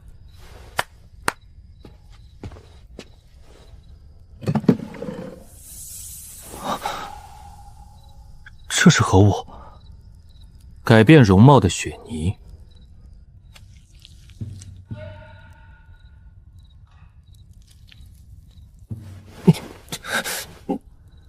擦着好痒。那你戴个面具吧，虽然不变，也比什么都没有强。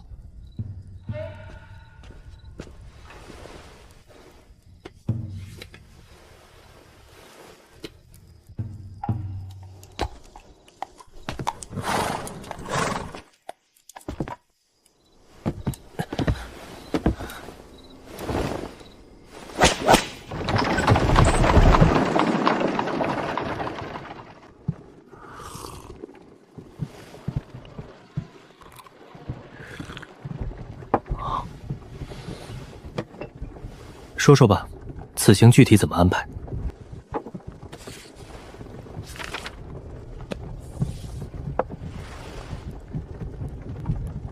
此行的目的地便在此处。千灯楼共9层，每层交易的物品等级不同。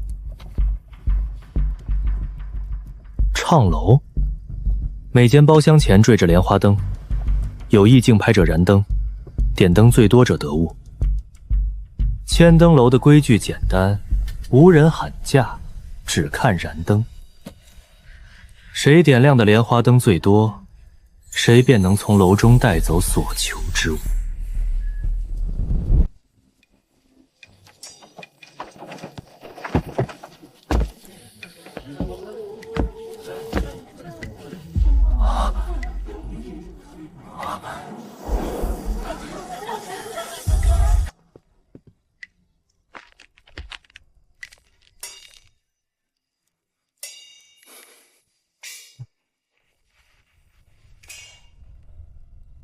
哎呦，薛掌柜大驾光临！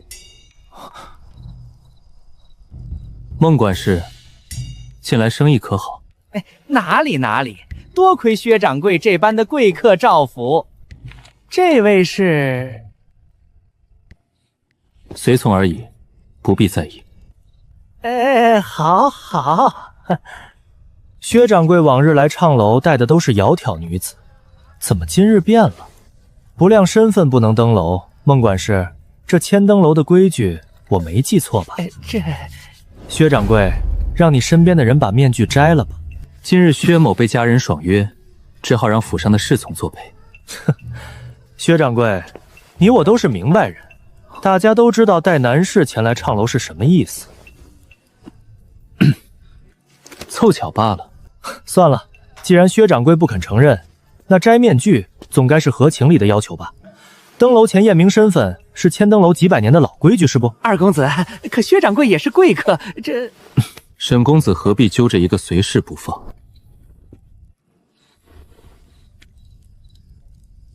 我就长这样。你自己听听你说的话，邪门不邪门？哪有人长着个面具脑袋？孟管事是月秋夜叉，莫非你同为夜叉一族？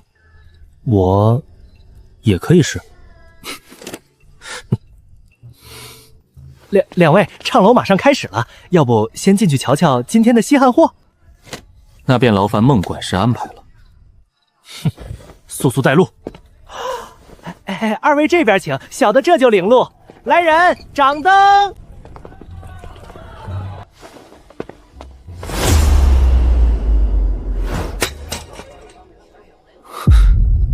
沈公子，我说了，我天生这般相貌。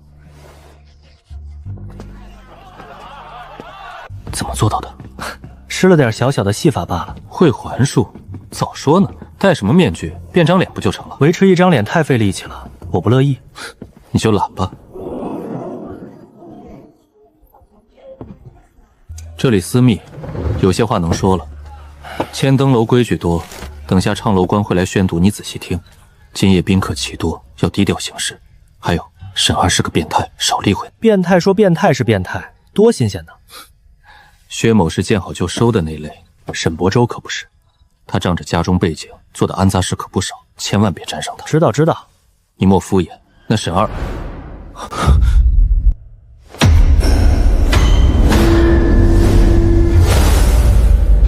上有瑶台镜，下有千灯楼，楼中有三禁，请诸君细听。一禁燃点丝灯，违者罚万金；二禁同室操歌，违者永不得入；三禁仙人登楼，违者凌迟千刀，封魂所破。三禁仙人登楼，禁止仙人登楼，违者千刀万剐。薛掌柜该是知道的。富贵险中求嘛，不然你以为我为何强迫你熏了3日的香？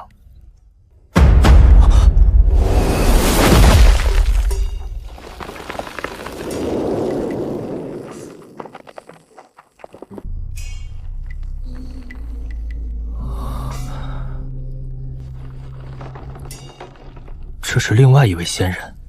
不，这是帮助仙人进楼的共凶。不仔细瞧还好，越瞧越像你我2人被吊在了上面，真惨。变态不愧是变态，您还能赞叹的说出来，真行。安心，没那么容易被发现的。你别的不会，就会给咱俩插旗子。拍这些东西做甚？不在家里供着吗？一般是楼的惯例，一层楼卖一类物品，这层是卖药的，而其中又属你们人仙的骨血筋肉为上品。忍忍吧，马上到我们要的东西了。到了。横弓于指，诸君长眼。一灯200斤，灯多者得。一灯200斤，是不是知道你这熟客要来交易，涨价了呀？涨了约50斤而已，不必介怀，总归是花你账上的钱。横弓于指，使之可去邪病，请诸君细瞧。不点灯？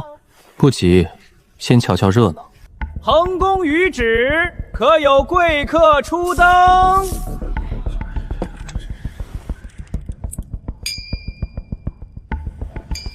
朕自7号阁出价2灯。朕自7号阁出价2灯，有无贵客跟灯？朕自36号出价3灯。朕自7号阁出价5灯。哪个脑袋被门挤了的，会花1000金买这玩意儿？倒也不必如此为难，这里面不大妙，我预感不好，对面怕是刻意刁难。若真如此，恐怕就不得不走到最后一步了。最后一步什么意思？最后一步，靠你。朕自36号6灯，朕自7号阁8灯。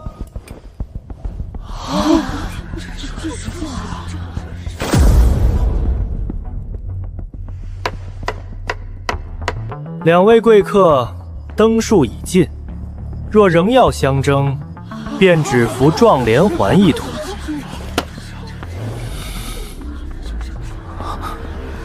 灯全亮了，之后又该怎么办？撞连环，每层雅间的琉璃灯都是固定的，为防万一不够用，便有撞连环这对策。这连环是千灯楼的9曲连环灯，由许多小莲花灯组成，两方各派1名男随从，一炷香内谁点亮的莲花灯最多，这物件便归谁。方才在门口，沈伯珠质问我为何带男随从，就是这个意思。通常带男随下来的客人，都是这轮里有势在必得的宝贝。动钱拿不下，就该动手了。千灯楼的禁令，不是不允许宾客之间大打出手吗？你瞧瞧前面，只有那圆台是亮的，剩下那些黑的地方，不是随便打吗？这千灯楼的规矩漏洞还蛮大。用灯杖敲灯就行吗？听上去很简单。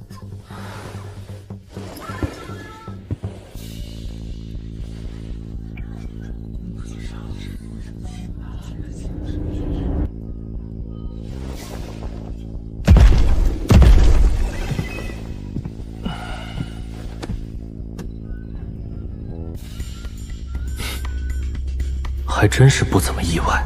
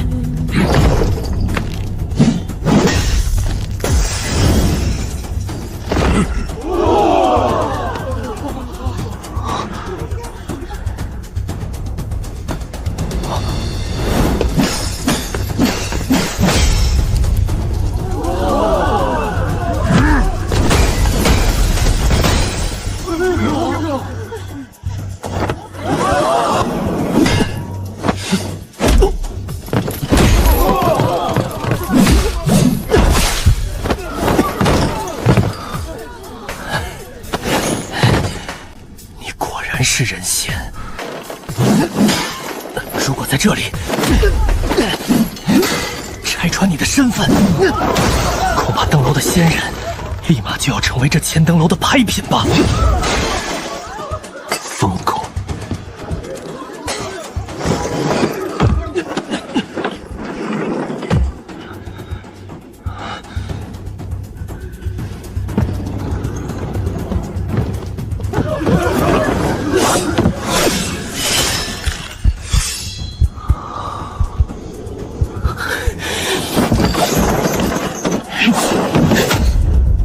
二公子，到此为止吧。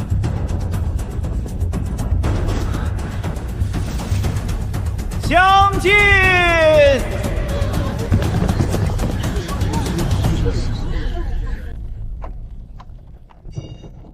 这么小块不起眼的东西，差点搭进去本仙人的一个铺子。知足吧，你人没有被搭进去就不错了。沈伯肉不会善罢甘休。为何？就因为我抢了他要的东西？他对于志没兴趣，他真正感兴趣的是你的身份。在撞灯时，他有无对你讲了什么怪话？他认出我是人仙。哦，我的方法应该不会被认出才对。难道是因为你这个人长得就仙模仙样？什么叫仙模仙样？但愿以后不再见到他。说起来，薛汉，你竟然会武。出门在外嘛，总有砸钱也解决不了的事情。你看起来很惊讶，我没有，我的脸就长这样。是不是没想过，从未被收入到你门下的我，居然还会三拳两脚？进我桃花山有什么好的？只能跟着我一起受穷。你嘴上这么说，但你心里从不这么认为。桃花山才是你的福地，你永远牵绊于此。我算是想明白了，你的徒弟都是过客，只有山永远在。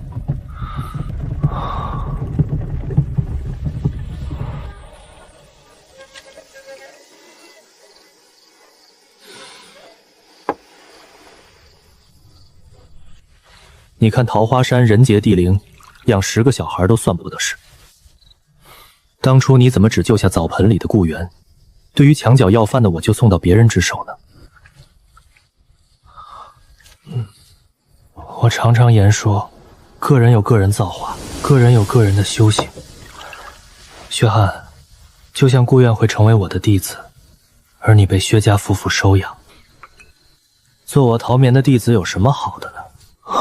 命途多舛，颠沛流离。仙人的心是肉做的，仙人也会伤感悲戚，胡思乱想。偶尔仙人就在想，到底是因为徒弟命苦找上了他，还是遇到他才变得苦？如果没有传授他们通天的本事，本本分分做个平庸的人，是否能够度过超藏的一生？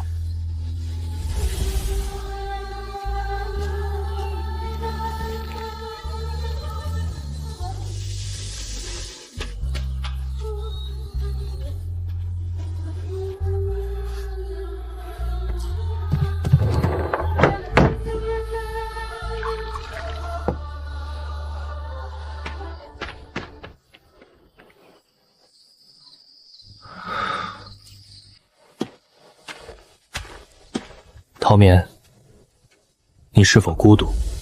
大弟子要走，二弟子也要走，人来人往，只有你守着那灼灼桃花，一年复一年。我近来记性不大好了，总记不起最初见你的窘迫。提那些陈芝麻烂谷子的事扫兴，多少年前的事了。是啊，好多年了。当初那个被我背进医馆半死不活的小孩，如今已经是我为数不多的至交。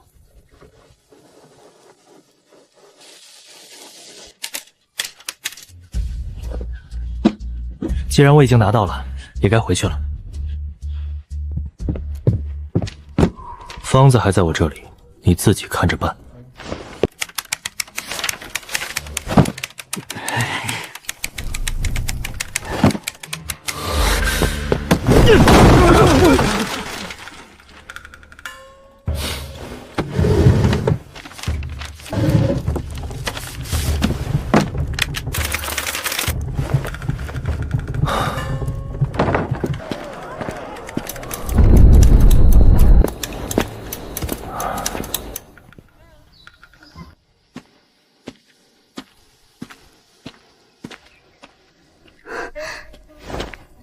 我昨夜便有预感，没想到今日就应验了。让三处酒后了，安心，这回有师傅在。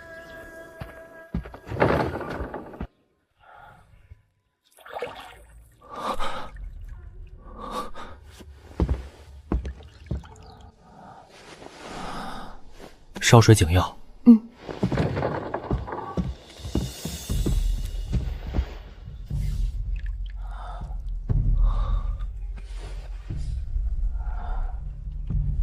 这药见效未必快，但一定要坚持服用。晚上要有人守着他，他会吐，别让他被自己的呕吐物呛死。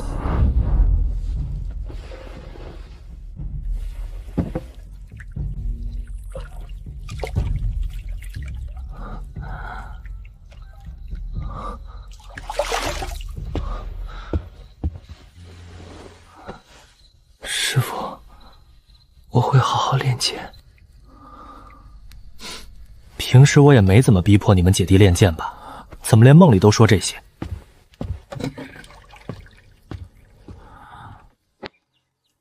姐，我已经好了，让我下床走走吧。不行，你身子还弱，若是风邪入堂，再病一次怎么办？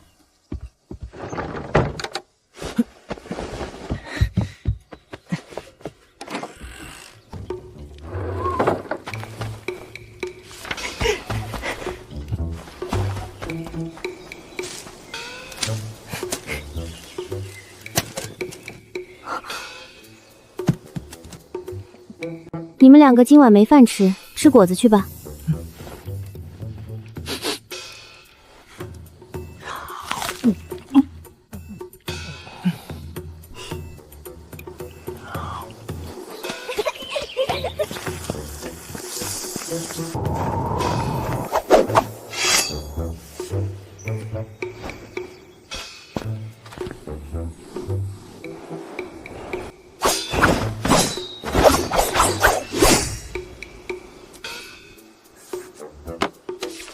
师傅，我还想学大师兄和二师姐学过的功法。不可贪心，师傅教你的自然是最适合你的。紫堆，学会了这两手，你已经所向披靡。我的焰道还不熟练呢，每次连姐都迷惑不了。徒儿，焰道不熟练，不是因为你天赋不行，而是因为你不懂人心。人心？我……尝尝，炒熟了没？姐，你又拿我试毒！别瞎说，姐姐怎么会如此歹毒？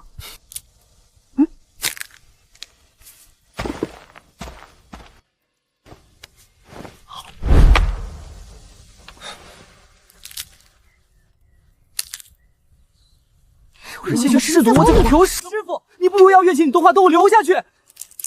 怎么回对？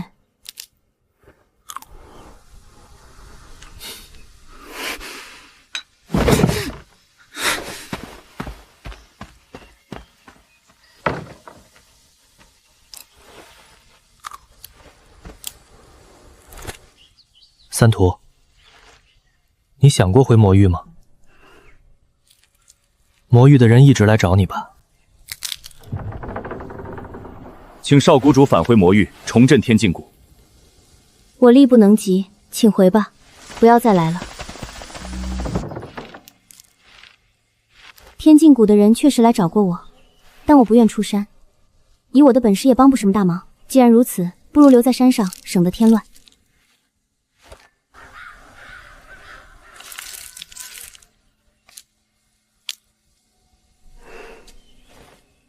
银票，如果有机会，我带你去看看我的故乡吧。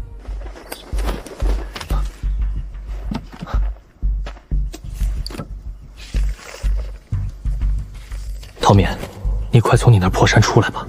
皇帝一手立的太子要逼宫。太子陆远宅心仁厚，克己守本，皇帝对待太子却极为苛刻，并不亲近。近2年，皇帝开始痴迷长生不老之术，政治由年少的太子接手。君王痴迷此道，宫中人心不稳，太子的势力暗中崛起。他要把皇帝从地位赶下来。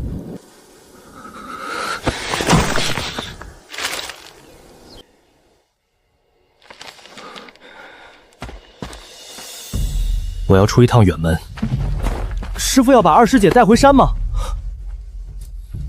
师父会考虑的。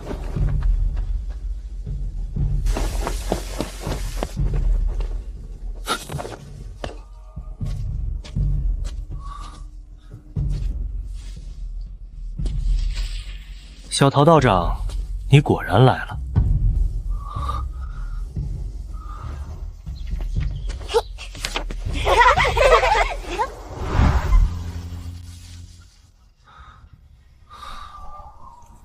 太子何故绝情至此？我把他关在那里，你去吧。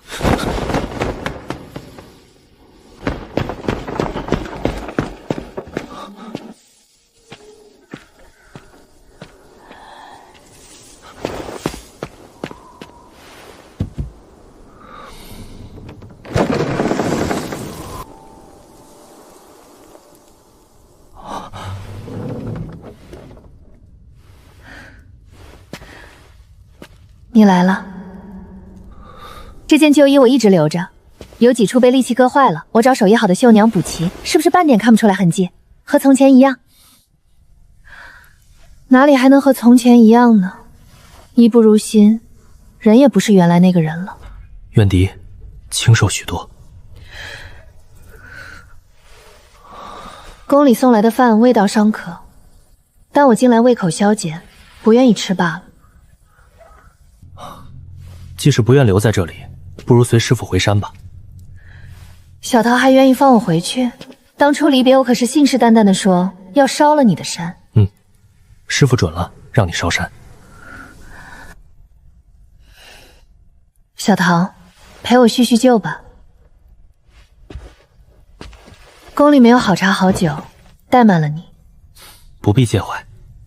山中的桂花开了，秋果也成熟了。他们整日吵来吵去，互相往对方身上扔柿子。好好的柿子，师父一个没吃，全被他们糟践了。唉，院子里到处都是柿子的甜香汁水。小孩什么时候才能长大呢？乌长再老了，走不动路了。近来他经常挪到院落门口，望着远处的山和云。一只鸡也会有哀愁吗？他在想什么呢？在牵挂什么呢？他看着云，我就搬个小板凳坐着看他。恍然一个白天就过去了，人间的铺子我都交给薛寒打理了，有你给的，也有顾源留的。我素来不擅长管那些，薛汉长于此道，经营的井井有条。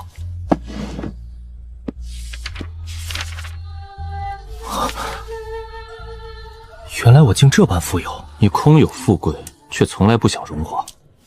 家里的蟑螂又要猖獗了，我得尽快回去灭灭他们的威风。王丫头不知第几代的后人，生了4个男孩之后，终于有了个小孙女。满月那天喜庆的很，鞭炮隆隆的响，我带着2个小的去凑热闹。那家的媳妇儿认出了我，抱着孩子过来，给我塞了一篮红皮鸡蛋。祝你长寿平安。真好，山里的日子总是富有生趣，不像这皇宫，只能汲取活人的气息，暮气沉沉的。远迪，和师父回山吧。师父，我还有未尽之事。还想要做什么呢？你已经做得够多了。你和太子合演一出戏，果然什么都瞒不过师父。远迪，就算你想让太子上位，也不至于此，总归是有许多方法。是戏也不是戏。远迪，我立的这个太子够狠绝，我没看错人。先不要说话，师父找药给你。师父，没用的，这毒已经下在饭里许多日子，积攒至此，任何灵丹妙药都无力回天了。为何要做到这种地步？太子啊，深藏不露，皇宫里有很多人觊觎这个位置，我担心他扛不起来，便想给个考验吧，过得来便过，过不来就换人。凡人寿命终有极限，留在桃花山或能换来长生，可我早已不是山里的人了，所以我用长生编了一个谎言。太子暗地里做的那些事，我一直看得分明，有几次他险些露出马脚，还是我替他收拾的残局。我已经不年轻了，我累了，也乏了，需要一个继承人来接我的班。那几股势力的领头人我都看过，最后还是觉得自己带大的太子最好。我一直在为他铺路，他有没有领会我的意思我不在意，我要的只是结果。其他障碍都没了，太子自然开始对付我。这场博弈拖了很久，我也没打算让他顺风顺水地坐上龙椅。经历了数不清的明枪暗弹，我终于成功地败了。进了这幽僻深宫，我反而终于能做回自己。白日里我可以睡到自然醒，夜里就掰着手术，太子下的毒还有几日才会发作。我怕你伤心，所以没有告诉你。我其实很矛盾，既希望你永远忘不了我，又希望你能忘了我。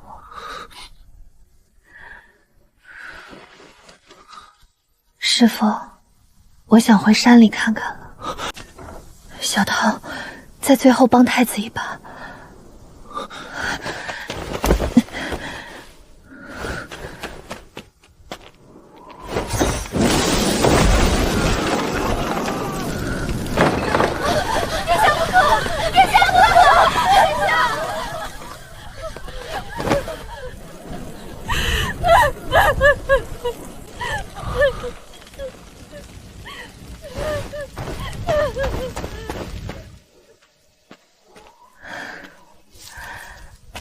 小桃，走吗？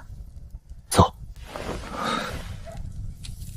别看，留了一段佳话而已，不必在意。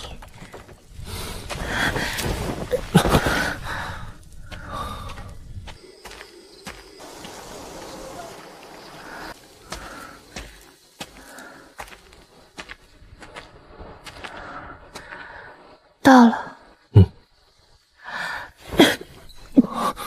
我走不动了，小桃，你背我上山吧。好。想先去哪里？别问，照我说的方向走。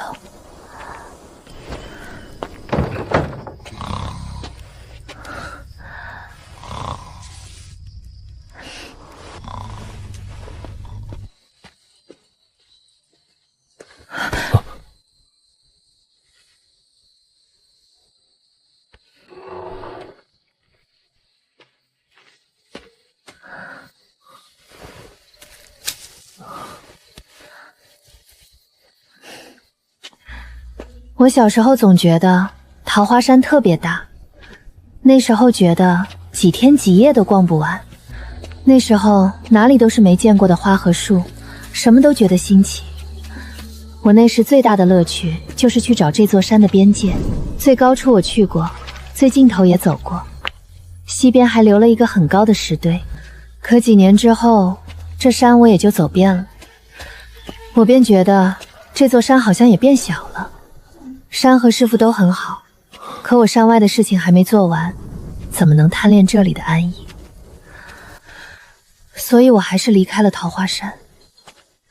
在外面我不敢有真正的朋友，只有在夜里我才会问自己，后悔离开山和师父吗？无时无刻不后悔。人心真是贪婪，庙堂和江湖我竟然都想要，可世事难两全。我也曾痴迷那种掌控别人生死的感觉，那时我告诉自己，山毕就是小的，其实只是我回不来，才故意厌弃它罢了。原来这座山一直都这么辽阔。人到青山归去好，青山曾有几人归？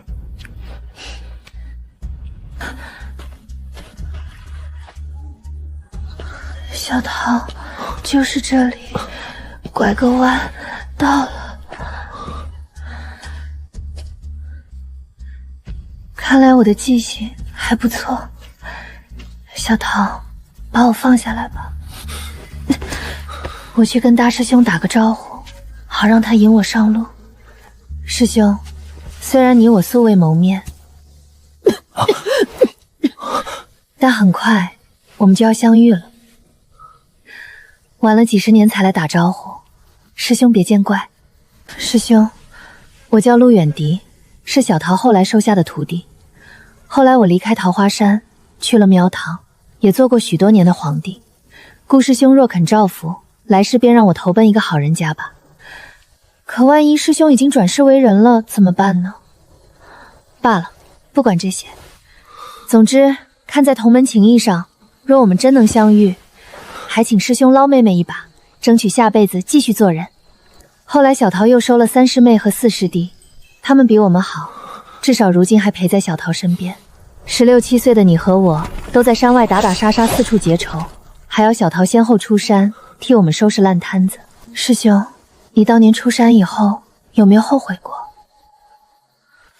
我怎么会懊悔到这个地步呢？人既然已经做出选择，为什么还要对过去恋恋不忘呢？若我真能彻底忘情，那个皇帝的位置至少还能再做7、8年。若我不曾出山，现在也许还能好好陪在小桃身边，再陪师兄过上几10个清明。人为什么总是摇摆不定，又总要左顾右盼呢？明明已经坐进黄金屋里，为什么还要惦记墙外的桃花？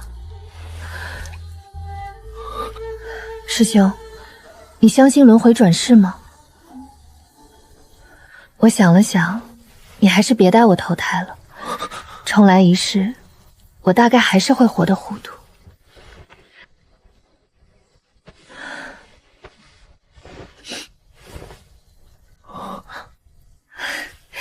小桃，快把我埋进去吧。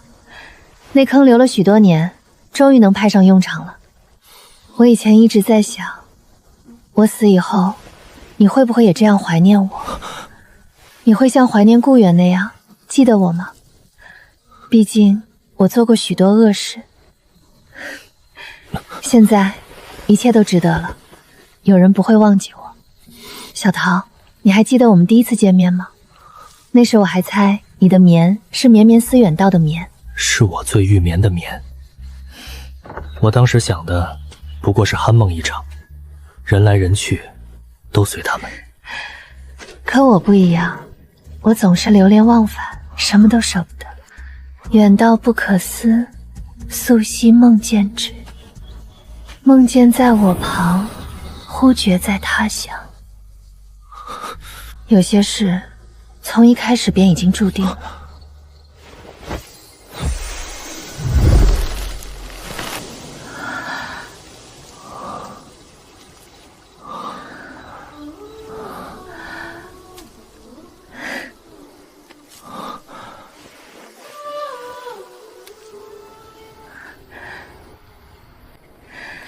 桃花红，柳色青，鲤鱼上滩，春水拍岸。念无一身飘零远，袅然去，袅然去，飞蓬何所归？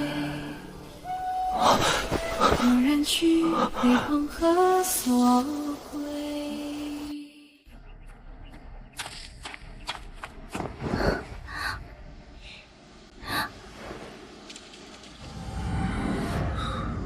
怎么睡在这里？想哭就哭吧，这里离墓地很远，他和他都看不见。你又不是铁打的，没必要硬撑。师父在徒弟面前哭，很丢人。那我转过去，不看你。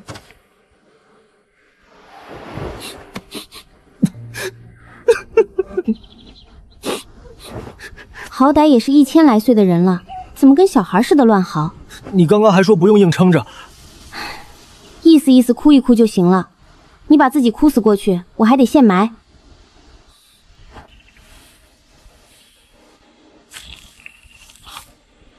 你可以跟我讲讲心里话。不了，讲多了你又嫌我啰嗦。仅限今天。没关系，反正时间总会治愈一切。骗骗徒弟行，别骗自己。我现在说顾源2个字，你不难过？看吧，没必要劝自己淡忘。难过的时候就哭，能哭出来说明你还是个人。听起来好像在骂我。别多心，就事论事。想想啊，你这么大年纪了，万一真的修炼成没有7情6欲的老神仙，那得是多无趣一老头。我可要跑路了。最起码我看起来还是20多岁。但你的心已经荒芜了。你跟我讲讲皇帝的故事吧。从我第一眼见到陆远迪，那时他在偷我养的鸡。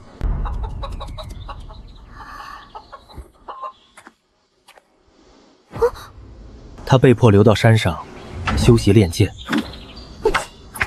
直到出山。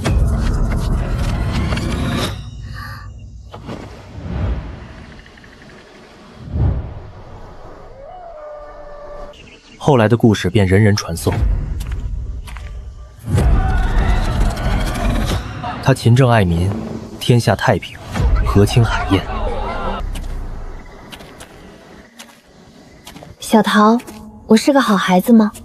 是。是个好徒弟吗？是。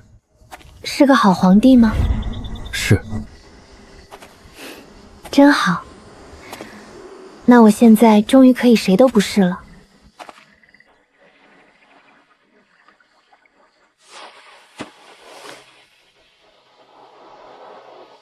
要回去了。难过，但他得以归家，与我已是莫大的宽慰。回到桃花山后，天境谷的人经常来找三徒，但都被他回绝了。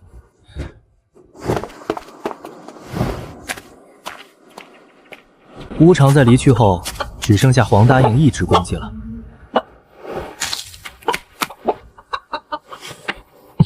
就在带着他遛弯的时候，却和天境谷的人撞个正着。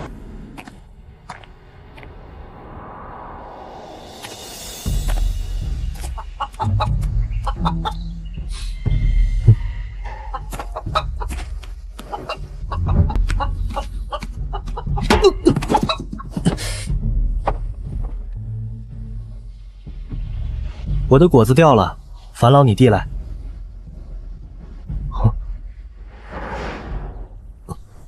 咋傻了？太可怕了！刚才我好像死了一样，这地方怎么感觉有妖气？我看你是从魔域来的吧？这里可是仙山，怎么会有妖气？上来坐。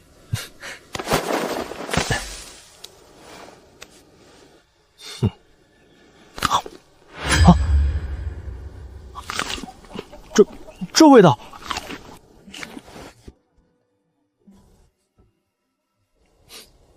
要不你跟我一起下山游玩？我觉得可以，就是师傅管得严，不让我下山。你们那道长陶绵真不是人。陶道长，关着少谷主就罢了，连你这等心性纯良的少年人都要苛刻，真不是人。是啊，陶道长确实不怎么样，还以为魔域都是沈伯兄那样的疯子，没想到还有这样的傻子。果然如我所料，这陶绵无耻至极。我来时还听说他跟少谷主关系不一般。怎么个不一般？我听说是少谷主倾心于陶绵，结果陶绵却辜负了他，移情别恋了。少谷主不肯回去，一定是要在陶绵这里讨个说法。我要是能为少谷主讨还公道，是不是就不用被一脚踹回人界了？我觉得可以一试。银票，摘够了就下来吧。你是谁？少谷主，你可回来了！你师父陶绵在何处？我要替你向他讨个说法。没错，我就是陶绵，你想说的我都听见喽。你这么年轻？我是仙人啊，不老不是很正常吗？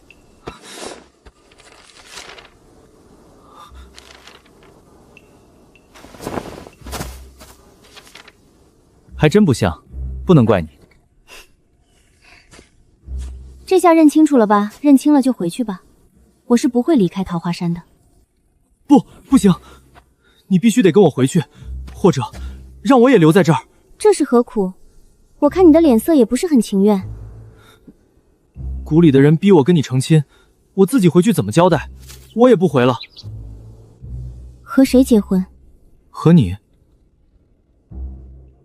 和我没关系，我不想我的名字出现在你们的故事里。这是谁的主意？我爹，你叔叔，还有那几个亲信，还有……简直无稽之谈！你长得也算一表人才，也任由他们胡闹？我爹说我没本事，生来就是吃倒插门这口饭的。那你就信你爹说的？我本来是不信的，但转念一想，说不定自己真有这方面的天赋呢。按照我的说法，幽冥堂主灭掉窦氏的主家后，窦氏旁系仍在夺权。现在天境谷掌权的是当时跟幽冥堂里应外合的内鬼。苏家表面上顺从新谷主，暗地里一直跟老谷主的人联络。为了让窦氏的人打消对苏家的戒心，才让我和窦怀的孤女成亲。你回去劝你爹自己上位。窦氏早就没落了，你们苏家夺权还有希望。我也这么想的，但是直接被扫帚打出门了。反正现在回去也要被踹出来，干脆留在这里算了。人间浩瀚，你非要留在这里做什么？万一我爹派人监视我，发现我不在该怎么办？反正我就不走了。我想说一句话，好歹我也是这里的主人，我付钱的，成交。银票？你缺钱吗？自然不是，主要是天河这年轻人看着有眼缘。那薛汉今天晚上吃什么？可不能让薛汉住在这里，不然哪有我好日子过？你凭什么住进来？我为何不能住？你师傅陶眠可都亲口答应了，你又算老几？闭嘴！不许提我师傅的名字！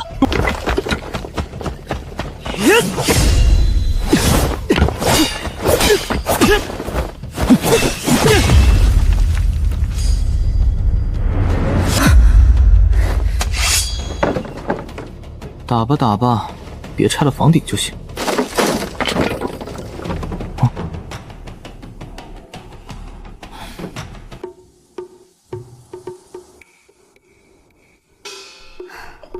为什么我也要一并挨罚？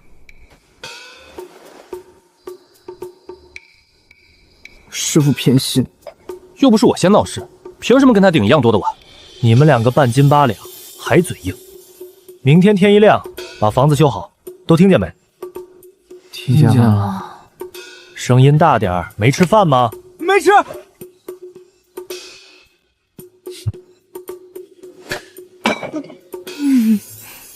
少谷主，你爹姓窦，你为何姓楚啊？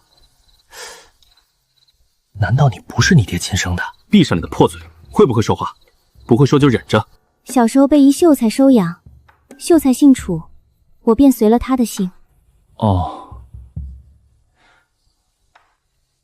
那你……我自然是跟我姐姐姓。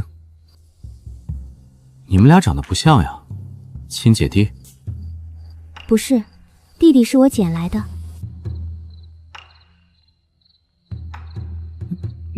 你看着有点眼熟啊。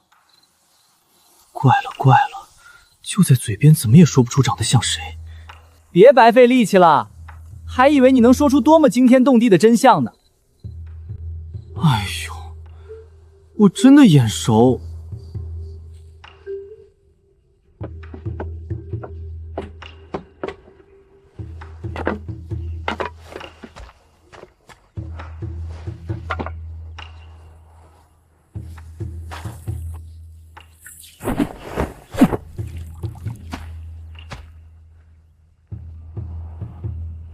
怪不得楚留雪不愿离开。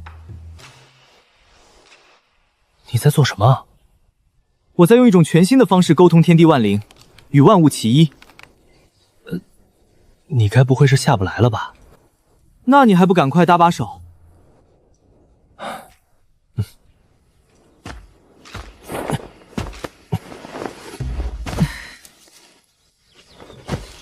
你还要来？再来我可不帮你了。我听少谷主说，你在这桃花山住了1000多年了，1000多年由着你看，这山的景色还没腻烦？如何会腻？你觉得这山里的树、花，千百年都没有变化吗？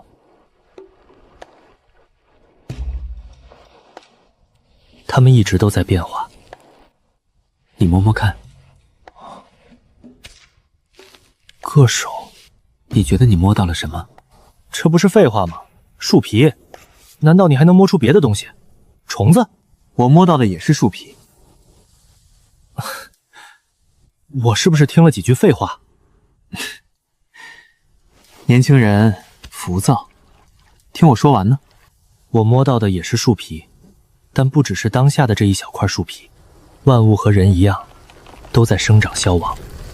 你只看到了蜕变后的壳，我看到的却是它纸上曾燃烧的火。把手伸进去，是在追寻它过去热烈蓬勃的时光。仙人不愧是仙人，一句我也没听懂。我知道你有你的目的。我当然有，但与其说是我的，不如说是我爹。你看那流水，哪怕有外力阻拦，但它始终向前流动着，它迟早还是要越过阻碍。你是说，你也会像那溪流一样，对前来妨害的外物不管不问？不，我想做的是那西岸，但我始终力有未亏。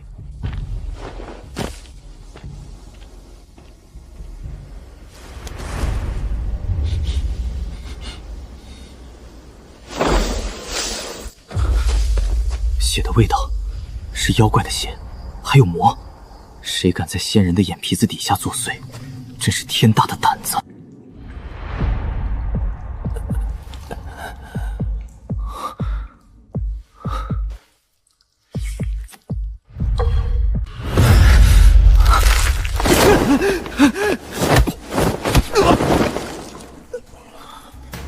做得干净点，别让他察觉。仙人可是很敏锐的。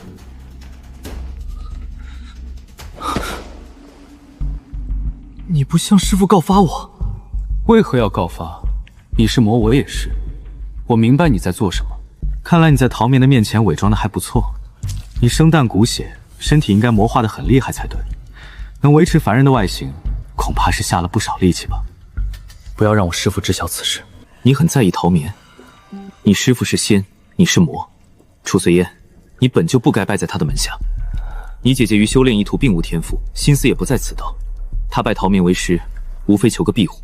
你既是有野心，就更不能在桃花山浪费时间。我正是为了留在桃花山，才如此迫切的修炼。你的骨子流淌着一半凡人血脉，怪不得我嗅到的气息总是很别扭，不如楚流雪那般纯正。哦，我明白了，你的师父陶眠是长生者，你的姐姐楚流雪是魔，魔同样拥有漫长的寿命，所以楚流雪能陪在陶眠身边许久，但是你不可以。真脏。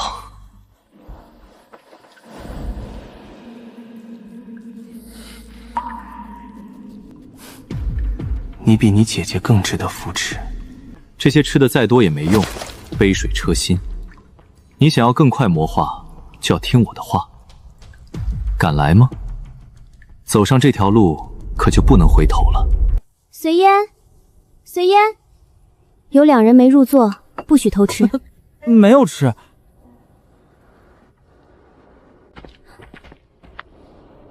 快些过来吃饭。山里有棵树的果子熟了，改日去尝尝。仙人，带我一个。孙烟，孙烟，怎么如此消沉？心情不好？师父，我只是没胃口。那便不吃吧。等会儿师父给你洗个梨子，刚摘的，甜着呢。好。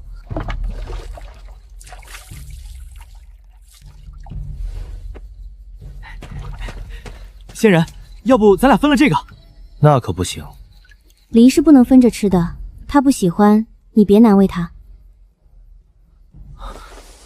是我没想到，对不住。这只完整，你吃吧。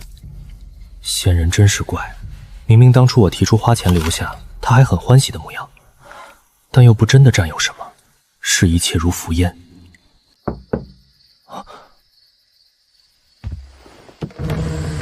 你随我来。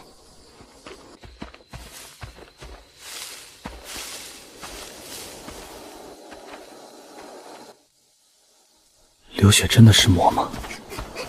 看起来淡雅如玉的她是魔，而自甘坠入深渊的我却不是。就在这里吧。楚随烟，你是不是背着我和陶勉做了什么不该做的事？小孩真是翅膀硬了，有自己的小秘密不说，连回我一句话都费劲。你现在不回答，就永远也别回答了。姐，你别问了。总之，不会害你和师傅的。不会害我们，那就是害你自己。我知道你背着陶勉搞了许多小动作，他发现了多少我不清楚，但他一定是有所察觉的。随烟，我们的寿命和仙人相比，无论如何都是短暂的。不过弹指一挥间，他曾经救了一无所有的你我，而我们二人能做的，就是在这短暂的寿命中尽自己所能，不要惹他心伤。流雪，我和你不一样，我不愿永远守在这山里，永远在师傅的羽翼下。你这是执迷不悟。执迷不悟也好，一意孤行也罢，不管流雪你如何责骂我，我都要离开山。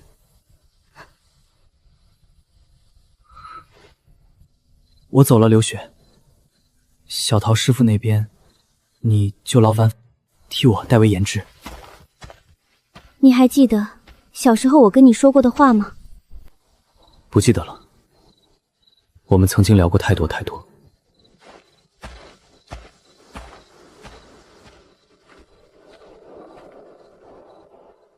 三叔，快叫四堆跟天河出来吃果子了。怎么了？银票，四堆离山了。啊？那天河呢？也一并消失了。可惜了，没能尝尝这好果子。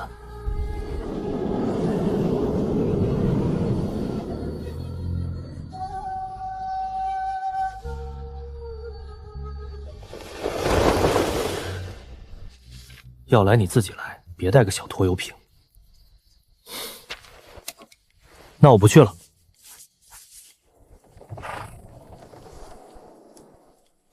说好了要带我出门，结果你现在在赖觉。快起来，马车在外面等着呢。我再过1刻钟就起。既然这么不想见薛寒，又何必勉强自己筹划这么个事儿呢？这事儿是我一时脑子犯浑没想通，我今天先想通了。来都来了，就别闷闷不乐了。你是因为不知道薛汉那个人有多变态，现在才笑得出来。本来就没多少交际，唯一的朋友还是这么能盘算的。银票，你在交友方面的眼光真是独具一责。我就当你在夸我了。这整座山都被薛汉买下来了，就为了在这里赏一种稀有的桂花。薛掌柜打理的不是你的家产吗？你那么有钱。薛汉只是顺手帮我管那些个人界的铺子罢了，他的家底厚着呢。我想大多数应该在魔域吧，毕竟他是那里出身。魔域？薛汉竟然也是魔，甚至是血脉很特别的魔。他身世复杂，我想他应该自己已经探寻过了。下车。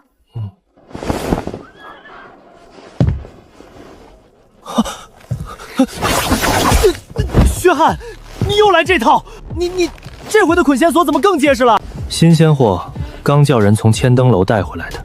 变态！你花那么多钱买这东西？我有钱，乐意买。我们不需要下马车吗？今年人界闹了灾，不许大办灯会，不如我带你们到魔域细玩一番。魔域？怎么，你不想去？若是不愿，我们也可掉头回去。不，只是我有一个要去的地方。若是去了魔域，刚好顺路。本来可以在那里坐着偷懒。赏院已经定在登云楼，只有我们3人。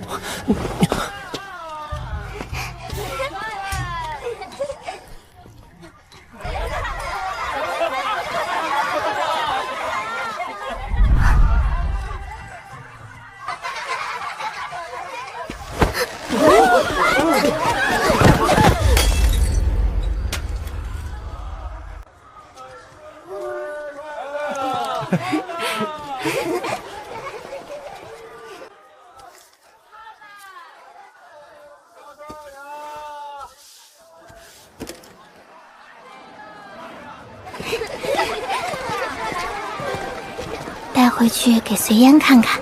幻想是最没用的东西，不能填饱肚子，饮鸩止渴罢了。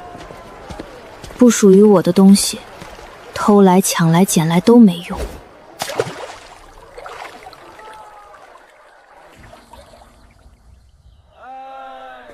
三坨，想什么呢？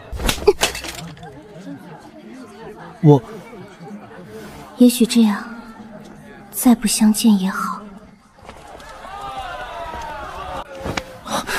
人怎么突然多起来了？吓得我以为你走失了。不喜欢兔子造型的，不是还可以买别的吗？你喜欢什么样子的？师傅买给你。说真的，我也不喜欢那兔子，嘴歪眼斜，丑兮兮的。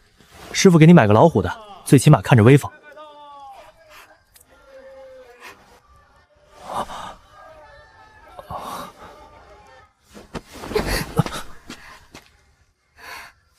不是说要买灯吗？快点快点，买完回去吃饭。啊，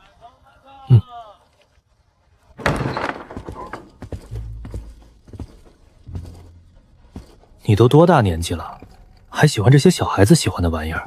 不是给我的，本就是拿来哄小孩的。都坐吧。多谢。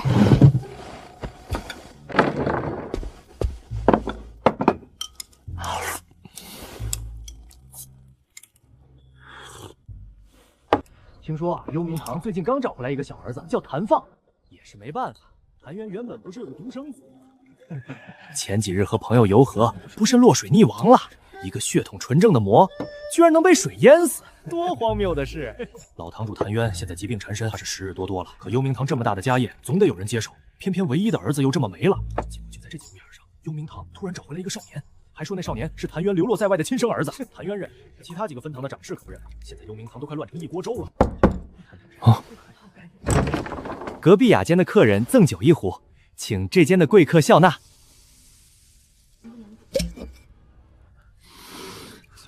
有毒吗？闻起来并没有异样，安全起见，还是不要用的好。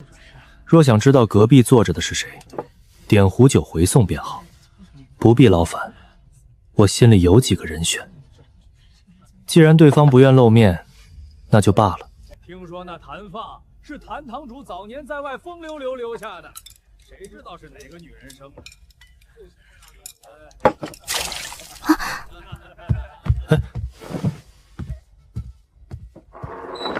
你那个徒弟本事不小，居然能胡诺到幽冥堂的老堂主，成了他现在唯一的儿子。谭渊是在幽冥堂最乱的时候接的位，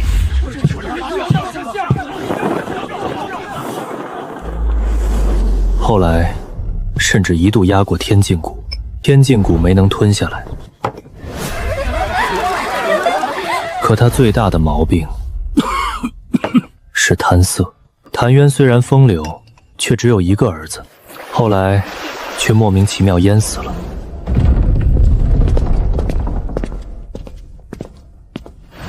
直到不久前，他找回来一个流落在外的血脉。谭渊新找回来的儿子，就是你的四弟子楚随英。可你的三弟子楚留雪，是天禁谷老谷主的孤女，两家可是世仇啊。好与不好，这不是我能决定的。对于自小相依为命的楚留雪和楚随英而言，我才是半路闯入他们生活的人。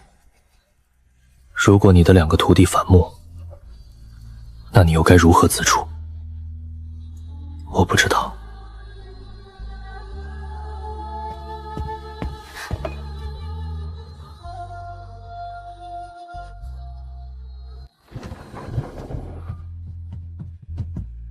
还有没有其他想去的地方？有一个地方，但是时间太久远了，我不知道还在不在。这有什么好纠结的？找路包在师傅身上。出发！你们去吧，我可走不动路了。待会儿若是折返，直接回来寻我便好。行。那里离月丘不远，但是要出城。在魔域和人间的边界，一个小小的村庄。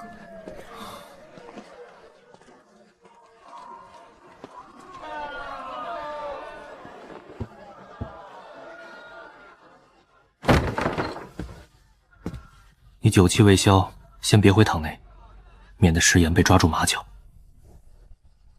别看了，你有你要走的路。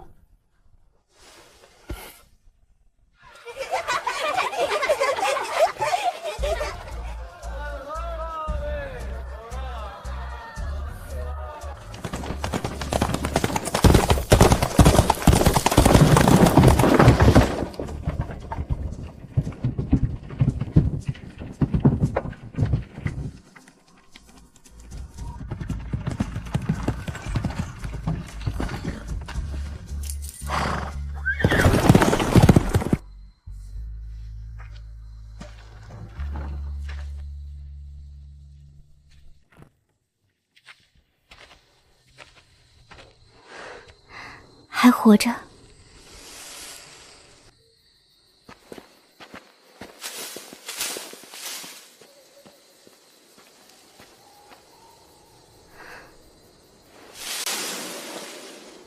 4座坟，埋葬的是救我出来的老仆，我的养父楚秀才，还有后来收养我的一对夫妇。我从魔域离开后，是老仆救了我，他用自己刚出生不久的亲孙女换了我。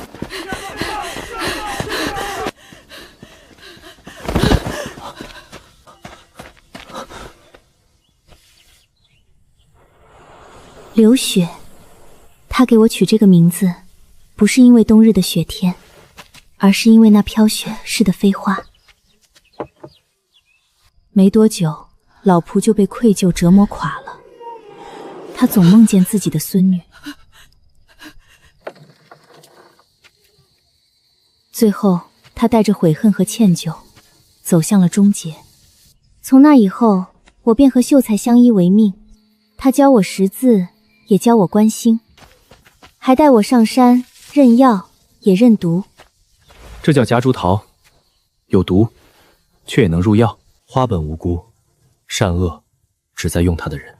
可秀才的身体一直不好，为了救他，我开始自己学医。有些药我会先拿自己试，可有些事拼命了也还是留不住。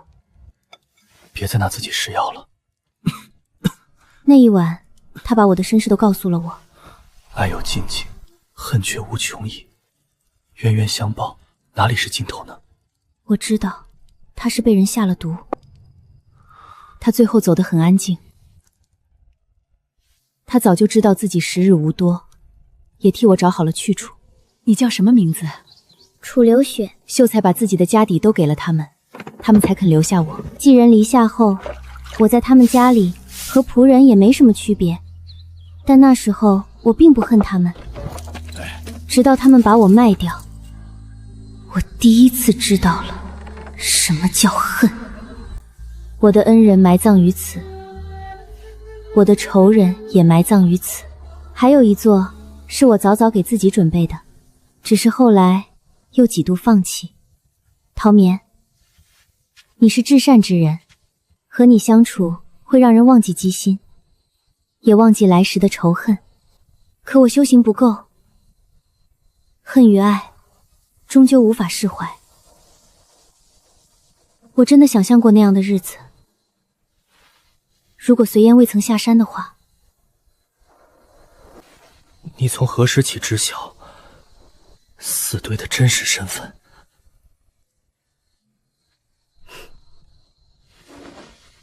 从我遇到他的第一天起。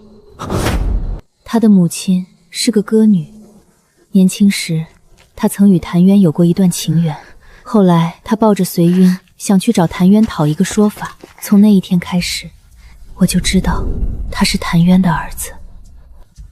这下可麻烦了，亲人都死了，仇人却还剩2个。你是谭渊的儿子，谭渊是我的仇人，让他绝后也算报仇。可你与我无冤无仇。1、2、3，真的不哭啊？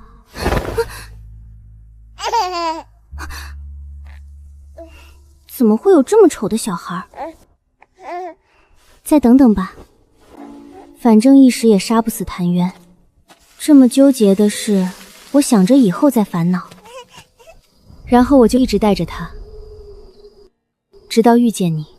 我真的尽过所有努力劝自己放下。我有很多次想把他留在路边，可最后我还是会回去找他。他总以为是我迷路了。你对我是一场救赎，在桃花山，那是我最轻松的几年。别再说了，三坨，不能再说下去了。对不起啊，师父，这些事我本来不想强加给你。顾师兄和陆师姐的死已经伤你很深了，我不想再让你更难受。可斗士的血会一次次回到我的梦里，我的父亲、母亲，还有舍了亲孙女救我的老仆秀才和你很像，他不愿我去复仇，你也不愿。你们是我这20年里遇到的唯二好人。我曾经那么拼命的想救下秀才，现在我也想长长久久的陪着你。我想复仇，也想报恩，可这世上的事哪里会两全呢？复仇和报恩也很难并存。我想了很久，也没找到办法，所以只能先去复仇，再回来报恩。如果你愿意等，就等等我吧。你要继续做逍遥自在的仙人，我不愿用自己的事来烦你，想必随烟也不会，但凡事都会有万一。为了预防这个万一，师父，我从你这里要走一个承诺，也请你给随烟一个。等到我们跪在师父门外，请求兑现承诺，到那时师父再来定夺。秀才院中的梨花开放时很是动人，银票，若是我赶不及，你来带我看吧。